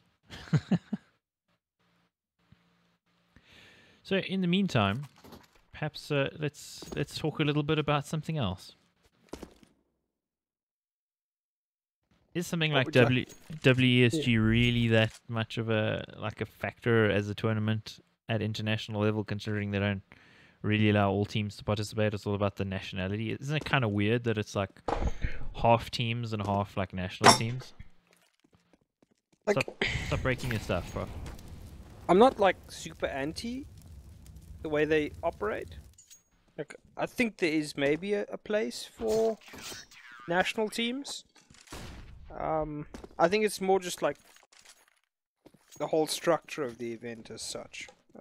I saw a decent argument by, I think it was Red Eye, who said that, you know, it's like, sure, go with the national team's argument, but then make it so that there's a maximum of like 3 players from any team.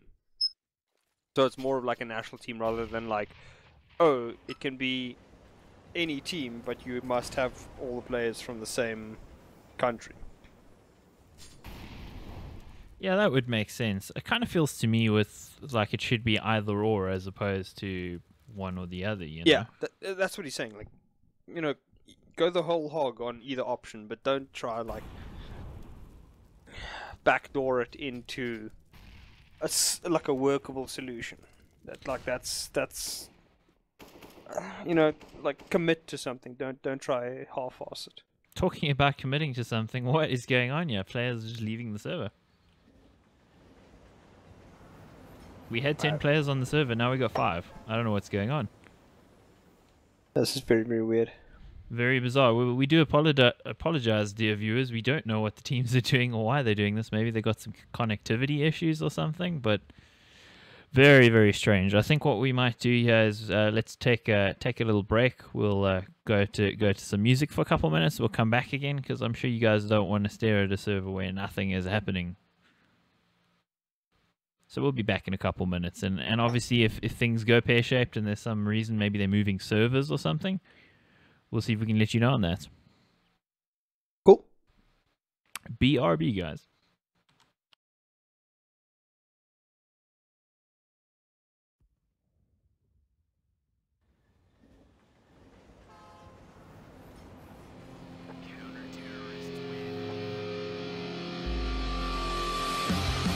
With all of our hearts, it pulls me in.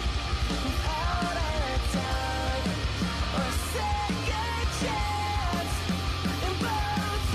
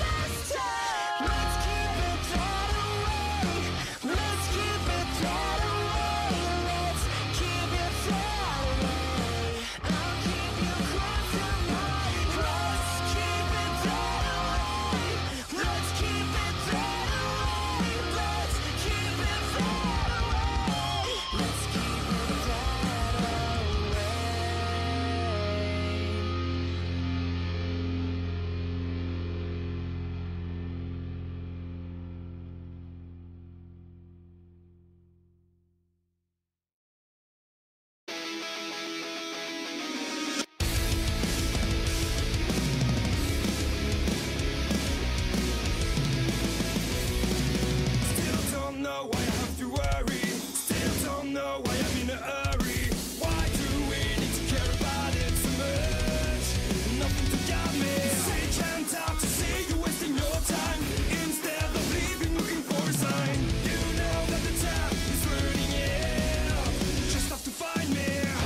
I'm nothing to believe in. Try not to think about the end. I'm not afraid and I know we rise from dust, fall in the shells. I know the one who needs some help.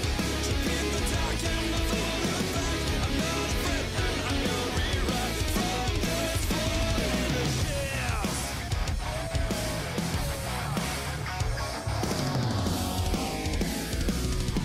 Still don't know why I should not be free. Still don't know why it's so hard to see. Why do we need to care about it so much? Nothing to guide me. Damn nothing to see you losing your mind. I walk this way and nothing to find. What you thought, what you did, it's over now. Used to believe me. I'm nothing to believe in. Try not to think about the end. I'm not afraid and I know we rise from dust, fall in the shells. I know the one who needs some help. Trip in the dark and nothing look back. I'm not afraid and I know we rise from dust, fall in the shells. Think about the end.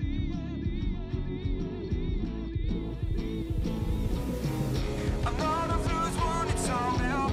Jump in the dark and never look back. I'm not afraid and I know we rise from this foundation. I'm nothing to believe in. Try not to think about the end. I'm not afraid and I know we rise from this foundation. I'm not the one who needs some help. Jump in the dark and never look back. I'm not afraid and I know we rise from this foundation. Never give up, no, so never give up, no. You've got so much to say. Never give up, no, so never give up, no. You've become a slave.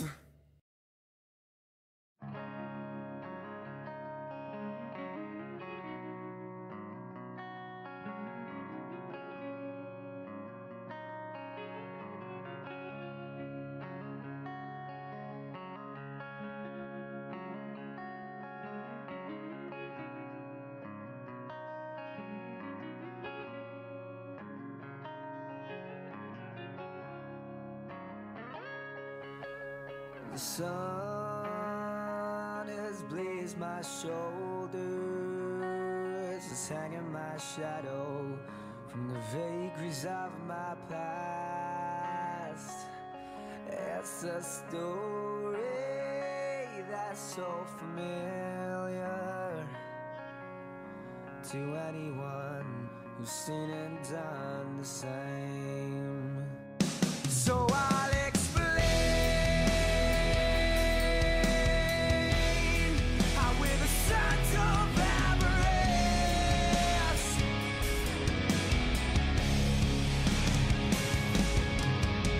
I walking forward towards my life. I could walk through every wall. I was 6 feet tall, outstripped them all, but I always wanted more. With the lies of the women are well to burn, but the rules don't apply to some. I did too much, it sparked a flame and the world fired it up. But I'm on my way, withering from the flames, and I can't complain, for I'm a son of avarice.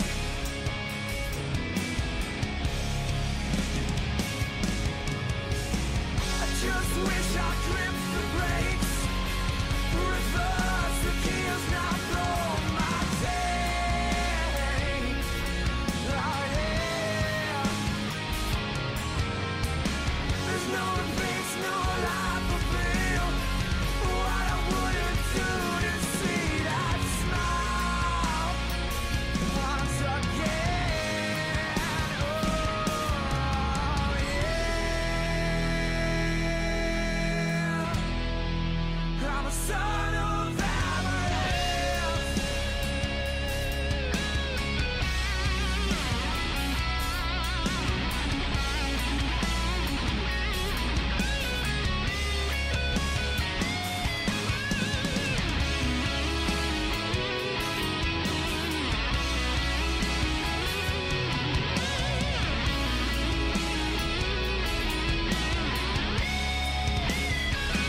But I'm on my way, with a rip from the flames, and I can't complain, for I'm a son of avarice. I'm a son of avarice.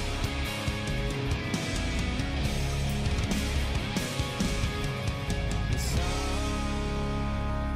has blazed my shoulders, it's hanging my shadow from the rope around my greed. I'm asking, please remember, what you want isn't always what you need.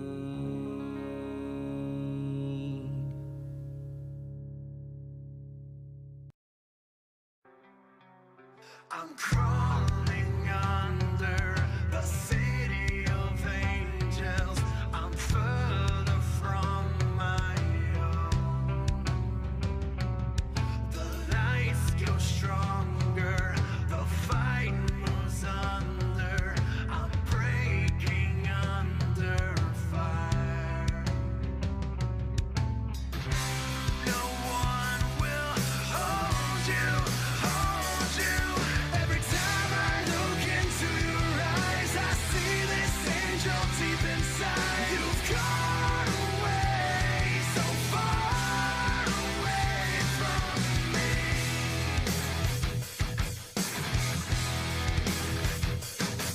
A special engagement, she lights up the pavement. She pays her toe to the throne. She calls a man on the phone and says, I'm not coming home. Another lonely soul to please. You told me it's what you want. Every time I look into your eyes, I see this angel deep inside. You've gone away, so far away. Every day I seem to realize you save me from this fight inside. You've gone away, so far away from me.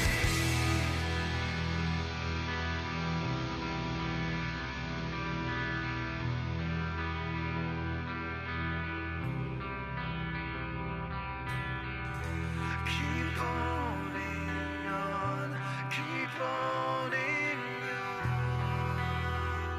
to me. I don't know what went wrong.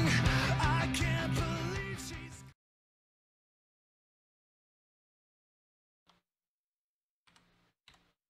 And it looks like we're back. There is a knife round going on, and finally we'll be able to get this game underway.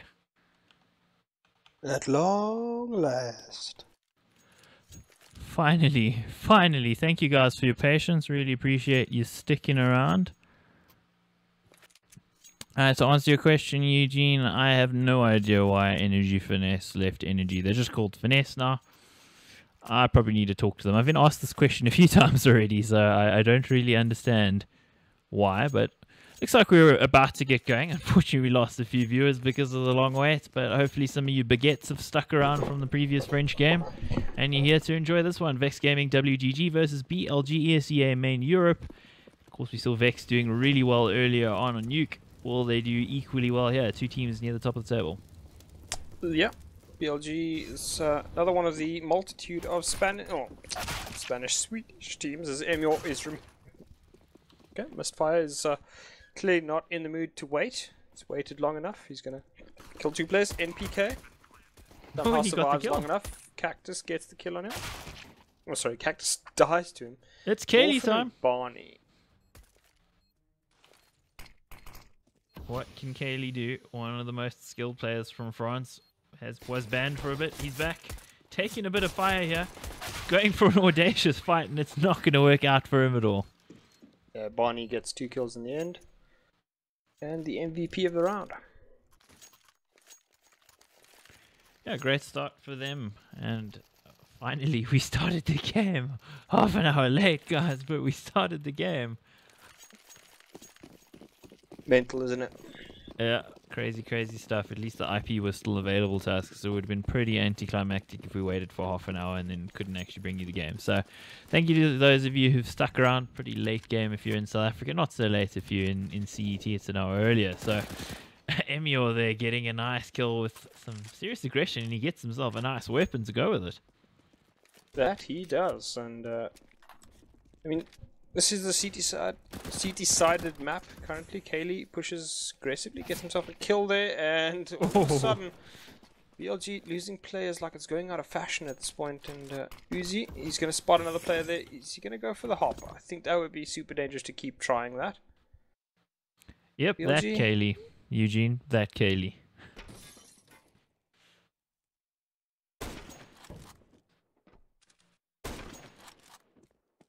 The Pasha Kukli, that guy. Yep, the Cookley shot. Let's see if we see any of those tonight. I don't know. We saw some great shots from him earlier on. Maybe we'll see a little bit more of that. It was against Vortex Gaming, if I recall correctly, the German side. Yeah, there you can check Uzi, semi-finalist at ESL1 Cologne 2014. There you go. So 2-on-4, difficult situation, but they do have the AKs to work with, and of course the full armor. Uzi only on the scout, but he's been doing good work so far. MPK also doing good work himself, doing the Lord's work, one might almost say. Double kill on Dorfin, but he needs more, and I don't know if he's going to get more. Uzi's going to put him out of his misery with a smart headshot, and there's free AKs all around. The only Lord he's doing is the God of Evil's work, the more he uses the CZ. The Dark Lord Sauron's weapon, the CZ-75, and of course Exactly. all the French seem to worship at his throne, right? Well, they're very good at it. I mean, They're can't very good blame at the them. CZ. Just shouldn't be such a good gun. I mean, you can run with it. It can kill you in one shot at close range. Oh, Oh! Room bang with the nade bang on yeah, teammate. I mean, got himself a falcon on his teamie there. Fantastic. Everybody go and beat the shit out of him now. That's how it works if you're in school, right? Pretty much, yeah. Oh, I almost felt like there was some kind of headshot going to come through there. And geez, when somebody's got a deagle, you got to worry sometimes. Misfire going to misfire there. Kaylee putting him neatly into bed. Tucked him in. He's probably going to be doing the same. Haley would make a good dad if this continues. There we go. Oh, he gets 3. And yeah, that he does. He's low HP, but I mean, always had the assistance of there from NPK. Didn't want to be one of those deadbeat dads that leaves his kids all alone though, so didn't need NPK's help. Bomb does get planted, so I'd say that's a win for BLG in the end, but they would dearly have loved to have done a little bit more damage. The execution. The flick. And there's Emio rounding it out, so never really in doubt there for Vex Gaming. BLG still get the plant nonetheless. I think perhaps if the MPK kill there with 2 bullets left in the UMP-45 hadn't come through, maybe they would have been in a bit of trouble considering Kaylee was so low. But after that point, I think it was never in doubt. No, it never was. So Vexed pick up their second round. BLG will be on the full save. WLTR Walter, I guess. Isn't it I'm gonna sad go with Walt. when you look at NPK, it says ESL 1 Cologne 2016 silver pick'em medal, and then you look at look at Uzi and it says ESL 1 Cologne 2014 semi-finalist. Yes, he was there, guys. I mean, Uzi was never known as a super skilled player, for those that are wondering if you don't know him. He's not one of the lost generation of like banned French players. That would be Kalian. There, we said his name and he's down, and that's the AWP given up. CZ, is it going to ring out? Yeah, one bullet. Oh, he misses. Cactus dropping him, and now it's going towards the Swedes. Yeah, Uzi and Emyor. Uzi with the AK. And BLG holding steady, waiting for the aggression from Vexed Gaming. All up to the timings here. Is Uzi going to get lucky? He is going to, and he's going to catch Cactus right as he weapon swaps. So lucky there for the former top level French player. A spot Dolphin. Oh, Dolphin gave the game away. I think Uzi needs to wait for support here, because the possibility of being traded off on 43 HP is there against the scout.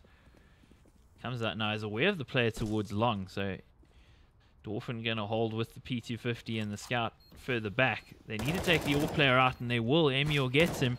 There's the shot landing, but not enough to kill him. Both players low, but the shot lands on the wrong player, so kind of almost feel like the AWP, if it had been the one towards bathroom, might have actually been telling in the round, but it was the scout player.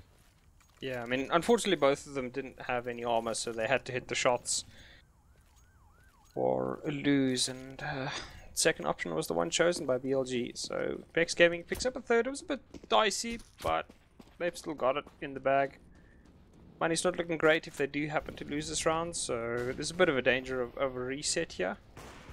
Otherwise, BLG at this stage looking quite chuffed with themselves. Yeah, not too bad from them. We saw earlier the propensity for the double AWP out of Kaylee and Rumbang, so it persists here. Rumbang towards long is going to bang off the body of somebody else, and another one headshot. He is looking on point. Yeah, he's looking very good. He was probably the weakest player on Vex Gaming on the nuke map, but again, if he is a primary AWP, I don't really know. Then he was given the death sentence that is nuke for AWPers, so it's a bit of a rough one. Kaylee was never known as a primary AWPer, or was a very, very good secondary, so I think he's maybe been taken. Oh, he gets two misfire. We didn't expect that to happen. We were talking nicely there, and we thought it was done. But misfire, well, they misfired, and he hit everything. That they do. BLG with a wonderful situation right now. It's 2 versus 3, but they have good positioning here. Double AWPs as well. Okay. Well, shouldn't have done give that. The game away. That's the one way you do it. Now they know where the secondary player is. That'll be Cactus, and you can already see multiple amounts of utility going out there. They still have 2 smokes, as Cactus is going to do what he can, but he's given away his position. He's got the get angle. lucky on the spray. He's actually going to have to reload. Oh, There's no, a 10-second defuse though. that is so unfortunate. And he's going to go down as well. It's just a comedy of errors there. I feel so bad for him. Should you though? No, not really. It was his fault. Exactly. You're so savage, Prof. Why be that way? Don't be like this. I don't know. I think he could have held down the trigger there, having to reload twice. Yeah, I mean, he just didn't have a handle on the angle whatsoever. He should have had it, didn't get it. So probably a round stolen away there a little bit, but BLG still on 1, Vex Gaming on 4. Last game of the night, and still a buy from BLG thanks to the bomb plant. They're going to punish Uzi, so Cactus also in a great position. Yeah, ill-considered fight there through Monster up against a bunch of players and duly punished for his insolence. So Kaylee's been a little bit quiet in the last couple of rounds. Of course, we were mentioning him earlier on, and he was really good on nuke. There's Emil with a very nice flash from his teammate, enabling him to get aggressive. That gets them plenty of info as well, so you'd expect them to rotate at some point, yeah? They don't seem convinced, though. No, they don't. I mean, they must suspect. There's no noise. You don't really need this many players. So you can see now MPK figures something is up. He's going to rotate. Just throw out the smoke. I mean, Vexed is fairly low on utility. They won't have much for a retake here, so it would probably be better for them if they actually go for a fight rather than a retake. Or at least double up on the sites. I mean, 1 on A. That doesn't seem like the smartest choice. It's all up to Kaylee. Kaylee's got to hit his shot. If he doesn't, then I think BLG probably wins it. I mean, BLG doing a good job just wasting time. And Vexed not keen on actually looking for information. They've just got Kaylee really spotting. The rest of the team playing very, very default. Oh, But rotate. those flashes will now indicate that the execute is coming. Here it comes, Dorfin and mates going in on the entry. Dorfin gonna get the first kill here. Gonna try to plant the bomb, but Kaylee slowing him down. And on the scout, he still gets the kill, switching to the Glock. And that's really good work. I thought the plant might get stopped there. So Emil heading through the smoke, and he gets the fire from the gun, taking him down. Kaylee also getting a kill and tagging down Dorfin. Dorfin not long for this world. And the molly, ooh, it's gonna kill Kaylee, but I don't think it's gonna matter. Emil does have a kit, so it would have been dicey without the kit. But with the kit, he's got no stress. 2v3 retake though, you kind of felt it was maybe winnable there for BLG, but again, not around for BLG, another for Vex Gaming, so I think maybe winning it a little bit against the run of play there. Yeah. I'm just gonna quit quickly. It seems like my PC's having like major frame issues. Okay, are you going to restart your entire PC or just CS? No, just CS. I was sitting at like 15 frames for some real weird reason. Oh, yeah, that does happen sometimes. I find Overpass, Inferno, and Nuke tend to have issues occasionally. No issues for the economy of either team right now, really, since they both got the money. It's just Rumbang. He's in a position where he could get vastly punished here if he's looking the wrong way. He gets dropped down to 16, but he does get the kill, so the risk worth the reward there. And these players, the spam coming through on Emio also dropped down. Rumbang on 1 HP.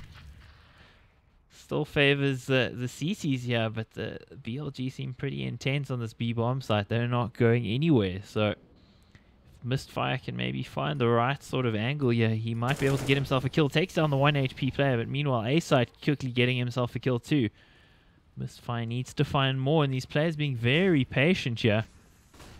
The flash is coming in now, and that's going to help him get the entry here. Gets one, gets two in fact, bringing it into a 2v1. Kaylee versus the two here, and he's closer than I think they realize, so Kaylee could actually find himself a good angle here. Okay, the flash enabling Barney to get towards short, but Kaylee finding plenty of ground here, gets the kill on the first. Is he going to get the second? Oh, it was so close, he was scoped in, but Barney's going to take him down, so wow. Crazy stuff there. Felt like Kaylee maybe had that retake, but BLG finally get a second round. Yeah, I think it was half a second of who was it? Barney. Just if Barney had pushed just slightly further, I think it would have been perfect for Kaylee. He just couldn't reset in time. He watched Barney walk around the corner. That's why he went for the sneaky shot around the at the back of Monster there. So I mean, well played, but execution unfortunately very difficult to achieve. Yeah, timing just didn't work out. So Vex Gaming, despite winning those rounds back-to-back, are dropped onto the save. That's, of course, courtesy of the fact that they weren't keeping enough players alive. So, of course, the firing squad setup here, something we've seen Virtus Pro do quite a bit in the past. They like to go for similar strats. Talking of Virtus Pro, they're currently 13-3 up on Train versus FaZe. Really? Okay, that seems highly unlikely. I think is it April 1st? Not yet. Okay. So firing squad is going to get knocked down. Only gets the one? No, 2 kills actually. 2 players low here. Shouldn't be able to get more. Why does this player not have armor? Walter not with the armor, but he's going to get the kills anyway. Does have an AWP, so... Still, I mean, they know they're facing an eco. You could get USP'd. Is he going to buy armor? Does he realize he doesn't? Okay. The madness has stopped, thankfully. Okay, I can breathe again, but there is some madness going on over on the French team. An M4 purchase and the other players are on a save. Oops. What the hell? Yeah, fully invested. I think that was a misbuy. So he's going to have no money if they lose this round. Emio running through the flames there. Maybe he can make the CZ do its thing, and CZ go continues. Barely it does. This Emil does get a bit of damage done, but MPK has gone down. That was the only fully bought up player. The rest of the team on CZs, of course, and those CZs not working out too badly. Roombang gets himself another. As in comes Kaylee. All of a sudden, it's a 1 versus 2. It's an AWP versus 2 CZs. He's going to have to hit some crazy shots. He has a CZ of his own, though. Who's got the stronger one? It is indeed Kaylee, and he's going to drop Kaylee and AWP as well. So, Vex Gaming somehow winning what was, in essence, a screw-up. Yep, a against screw-up. BLG. But it worked out beautifully for them. Played into their hands perfectly, and they played it well. I got to applaud them for getting aggressive on the B bomb side, particularly that push off short through the flames that got them the first kill. And that's what you got to do when you're on that sort of low buy. You got to be aggressive. If you just sit back in your default, you're unlikely to get anything out of it. Yeah, that is a big worry there. And I mean, the French have been very, very good at getting in your face with low econ buys, and BLG clearly not used to it, as they actually just make a straight run for the A side, but NPK, well, he's the doorman and he's not letting anybody through his area. That will be that. BLG, it's absolutely gunned down. Yep. In the bathrooms. Mowed down in the bathroom. So 4 kills there for NPK. Of course, padding his stats nicely against the unarmored player, so you can't really say too much about that. It's going to help the ADR, of course. So good for him. It'll help him look good on ESEA stats. But on the server now, 7-3 still very much all to play for in this game. Don't know which way it's going to go. BLG have been very close on a number of occasions, so you can't really say, despite the scoreline, that Vex has been dominant yet. No, they haven't. Uzi's actually been relatively quiet as the rest of the team. Well, I wouldn't say it's full execute, but it is a bit of a rush as Uzi and NPK are up to the task. They're going to get the first 2 kills. The Cactus is traded out. And BLG at this point, 3 versus 4. Everybody's on the same side, so this could go very, very south for the Swedes, and it is clearly going that way. Emil gets another kill. He's going to get himself a second. Is he going to get a third? No, he's not. Dolphin ends his fun, and Roombang replies in kind. And all of a sudden, Vexed 8-3. That was a lot more clean than it has been before. BLG not looking great right now for them. Good old Caster's Curse. They haven't been dominant so far. Dominant round comes in. So, well done to them, I guess. And also for their money, they're at least building up some bank on 3 of their players. So, that'll keep them in the game should they get reset. BLG now on the Deagle Bite. The Deco, really. But no armor. No armor at all. They need nothing but headshots. That was a good video. Too bad the player is not very good anymore. Yeah, this is true. Almost feels like Haji and Team Envious is actually somehow better than with Scream lately. We'll see how that goes. Vexed gonna open up an early kill. Kaylee hits a great shot there, and he's gonna land a much more unlikely one. Doesn't know that Walter's in the site. Oh, and that was actually going to result in his death. So well played there by Walter and Barney, just distracting him and getting the kill. Roombang, he had the bomb. I mean, Roombang did take a very long time to stare lovingly into Walter's eyes before executing him. that he did, but not a lot of threat being faced. He saw the Glock in his hand, so I think he would have been fairly certain that not too much was going to come of that. Meanwhile, Barney, the last guy left alive, what can he do? Can he do anything with our armor and AK? Again, nothing but headshots would be the call. And, the aim punch wrecked. Yeah. I mean, they've made the aim punch more bearable. Still rough, though. I feel like I've committed sacrilege against the baguettes by saying that Haji's looked better than Scream lately. So, I'm sorry, guys. But is Scream a baguette? Not really, he's Belgian. He's an honorary baguette. I guess so, but actually, isn't he from Algeria or something originally? His Morocco. family, I think, is from Morocco. Of course, a French-speaking nation, though, so French as anybody.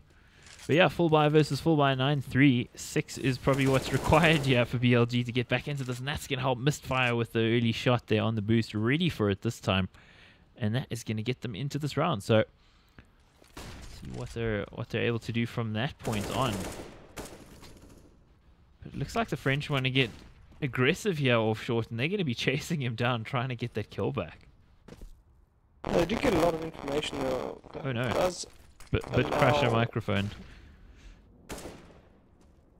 Just try to reset your mic, but yeah, it's like super bad. So let's hope Prof can fix that. Meantime, BLG need to fix the scoreline because 9-3 ain't gonna cut it. They need the 6 or at least the 5 to keep themselves in and going into their CT side. And they do have the man advantage right now, so it's gonna set them up fairly well. But there's a lot of players waiting in this bomb site for them. It seems like Vex have got the read. And there's the entry for Barney. Bringing it back is MPK. trying his very best, and a kill from Kaylee. Another kill from Kaylee. What a flick. Bringing it into a 2v2. Walter now with the angle should take him down. That brings us into 1v2. NPK showing some heroics against the force buys, but he hasn't shown too much in the buy rounds. He needs to show a lot in this one to take it out of the fight for Vex Gaming.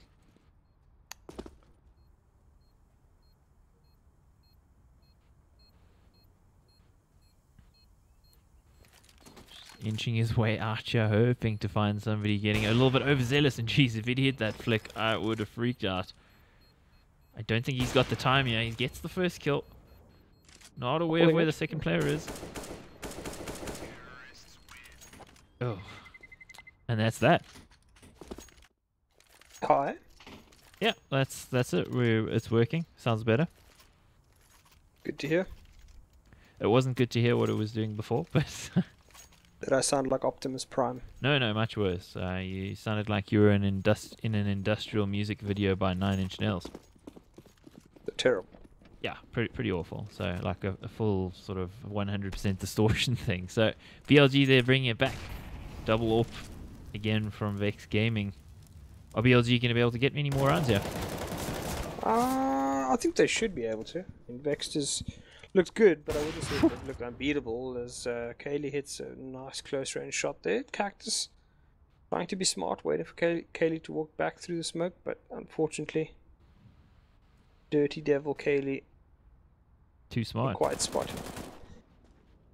As I asked you that, can they win any more rounds? They get utterly wrecked from the aggression towards Fountain, so not a good look if you BLG, but Vex Gaming clearly working on a high of confidence. A misfire, walking past the player in sight, gets the other one. He's not going to know about the guy in sight though, so player in sight doesn't actually shoot at him. Nice parkour skills there, but it's not going to get him out of dodge. Not at all. Easy. Sorry, Emil actually just shooting him in the back as he runs through the pipe. The traitorous Emil shoots him in the back. Well, it depends. The valiant Traitorous? Emil, if you're on Vex Gaming, right?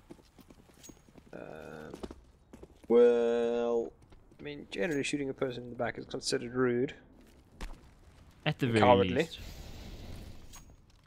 I'd take cowardly kills in CSGO over regular kills if I can. Of course, forced by not even a strong force, and they're going to get shot in the back by NPK, and that's the bomb. That is disaster. They're still running into the side, and Emil is just knocking him over. This is 10-pin bowling all over again. 10-pin bowling with human beings and bullets. Yep, NPK rounds it out with a 4K, so 3K, sorry. Great round from him, and it's looking like Vex Gaming are intent on taking this away. Yeah, Vexed off to pretty decent first half. Didn't win the pistol. Force Sport won the next. BLG just don't really seem to have a good handle on the map. Like the rounds that they won tended to be ones where they caught Vexed off, off guard and all the rest. Like it didn't seem as though BLG really knew how to play the map. Like they had ideas on how to play certain sections, but no cohesive overall strategy, I think. Which is the problem with Overpass, is that if you don't play it regularly, or if you don't practice it very much, it is an incredibly difficult map to play on the fly. I'd absolutely agree with that. So BLG on 4 in this ESEA Main Europe encounter. You need to get this pistol round to start off CZ side, and not going to help running into each other there.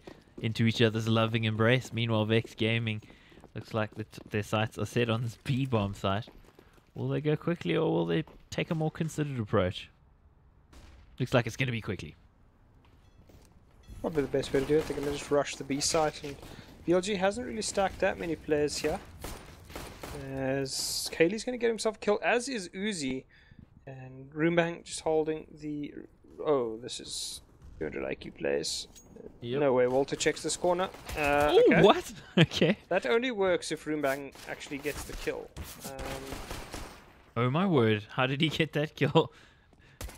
And Oh there's- no, Kaylee, don't take that fight. Jeez, Kaylee and Uzi doing some great work, doing the Lord's work there if you're a Vex Gaming fan. But for PLG, Walter now full of HP at least. He's got armor, so he can deal with this. The problem is rooting out where these players might be, and he's been a little bit slow about it because he's paranoid about somebody potentially waiting for him.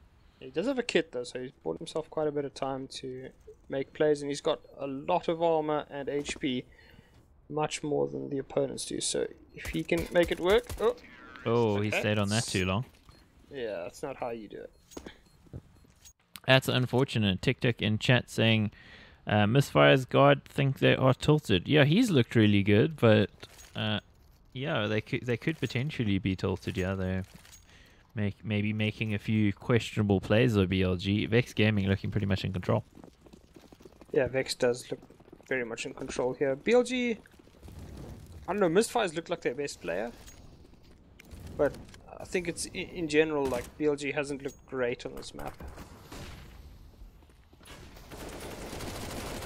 So in they go, and the Mac 10 rings out, gets, well, I was going to say 2 kills, only got the first, in fact. Uzi now looking to take down these 2 players towards short. He's punished eventually after the first kill, but I don't see this round going back towards BLG. It's pretty much Vex Gaming's round. Is this easy? Got 15 bullets. Well, not anymore. The traitorous NPK shoots him in the back, so not going to happen. And there's a long-range headshot from the PC-50. Those are always so satisfying when they land.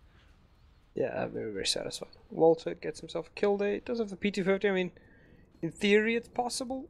In reality, he's going to die pretty quickly. So let's have a look at the scores quickly while we're waiting. Kaylee is towering above all at 20.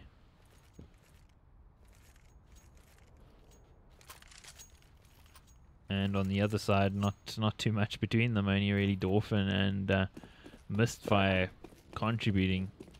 So they need a little bit more from those players, and unfortunately they're not going to get it this round because it is the save round, waiting for the buy. So it's going to be 14-4 before we even see a buy from BLG on CT side. Yep, good old fountain rush as Uzi gets there just in time to start farming some kills. By himself 3, but Emil comes in to make certain that he sells Bitcoin at cheap. Making it look Bitcoin easy. at cheap. Yep, What? well, That wasn't easy. Roombang did, yeah, Roombang made that look a lot harder than it should have been. That was unfortunate. So not long to go in this game, it would appear, unless BLG can strike back in the buy round. We will see the buy round shortly after they manage to get rid of Walter, or at least wait for the bomb to go off. I don't know if Walter's going to look for X kills for 7 HP. I'm not sure that he will. I mean, I don't even know if that gun is really worth saving. Oh, not at all. I mean, it's more of a liability, I think, on CT side than anything. Yeah. Maybe you get lucky and someone potatoes while they're trying to shoot you, but it's highly unlikely that's going in your favor. Yeah, can't see it happening. So, Emu are now trying to hunt him down. It's probably going to find him here as well. Should do anyway. And it's nice and easy. A little bit of BM on the body, as it should be. I like it. 14-4. Yep. Good old psychological warfare. Psychological warfare, yes. The AWP coming out on Walter here. No double AWP or anything like that. But pretty much last chance saloon for them. And I guess for Vex, banking on the fact that BLG might not have that many helmets. In fact, only 2 players without helmets. So I don't know if those Mac 10s are really going to help them. But of course, they got all the money in the world, so they don't really care. Does give them quite a bit of speed though, so if they want to hit a site fast, it's not a terrible option, as Dolphin is going to be super confused as is Emil. Oh, there's the kills coming in. Is anybody going to get a kill here for them? It is Kaylee, and he gets 2. The second one, a decapitation on 3 HP. And Mistfire will clean him up there. I mean, Kaylee had potential there to do some huge damage. Misfire was, what, on 3 HP? So Kaylee gets the drop on him. That could have been dicey there for BLG. Indeed. So there's a round for BLG. Of course, Vex Gaming got plenty of money in the tank. Past this round, they won't really, but still got the money for a very nice buy. Plenty of utility. Are they going to play fast again, though? I don't think they're going to play as fast this time. They'll probably clear out the areas a little bit. Oh, Kaylee catches Mistfire there. Nice angle there, Great. sitting towards the right, and of course when you peek out there, you're generally going to peek more. Yeah, you'll on check the other side. the left side, yeah. although it was of course the player peeking's right, and there's the boost going to get punished is Uzi, Dolphin doing the punishing. Yeah, Uzi just getting caught in the middle of the jump there, so not having the best of times. 4v4, Dolphin hurting a little bit, but they still got the numbers. Of course, this does favour the terrorist side because they're stretching the defence a little bit thinner. Barney on an information gathering mission, and he might find himself some information that he doesn't want, and that's going to be in the form of Kaylee. Meanwhile, Dolphin getting another kill on the other side of the map. So this should force some kind of rotation now.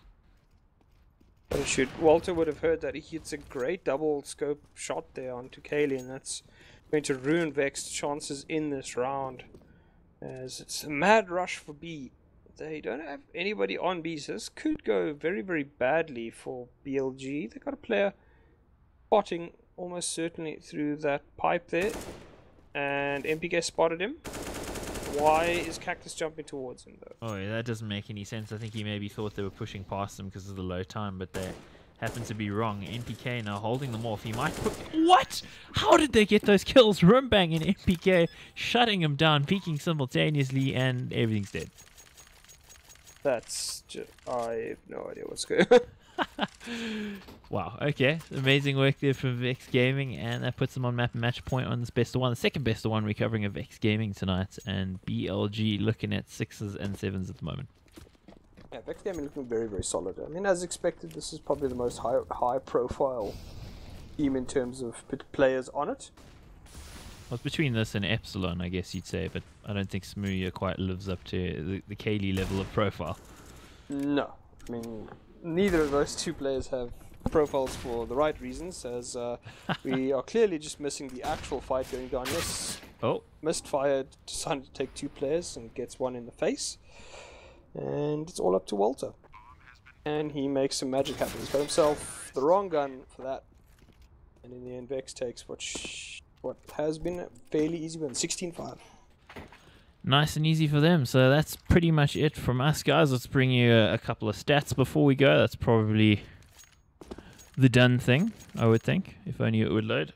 There we go. Let's switch to the stats.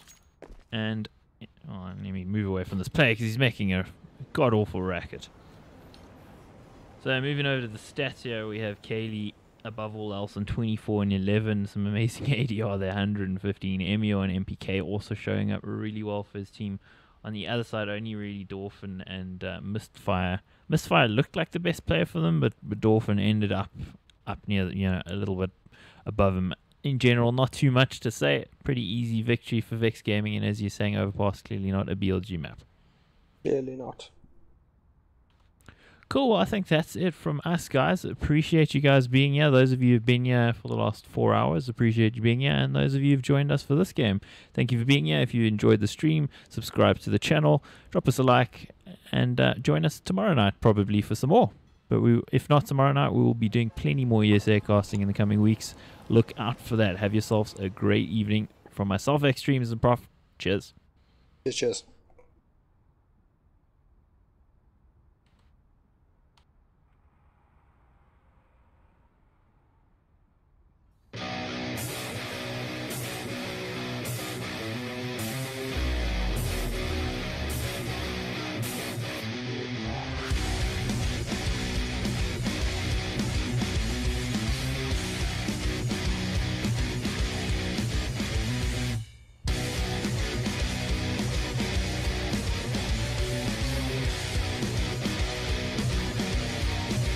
It's too late, I can't forget you.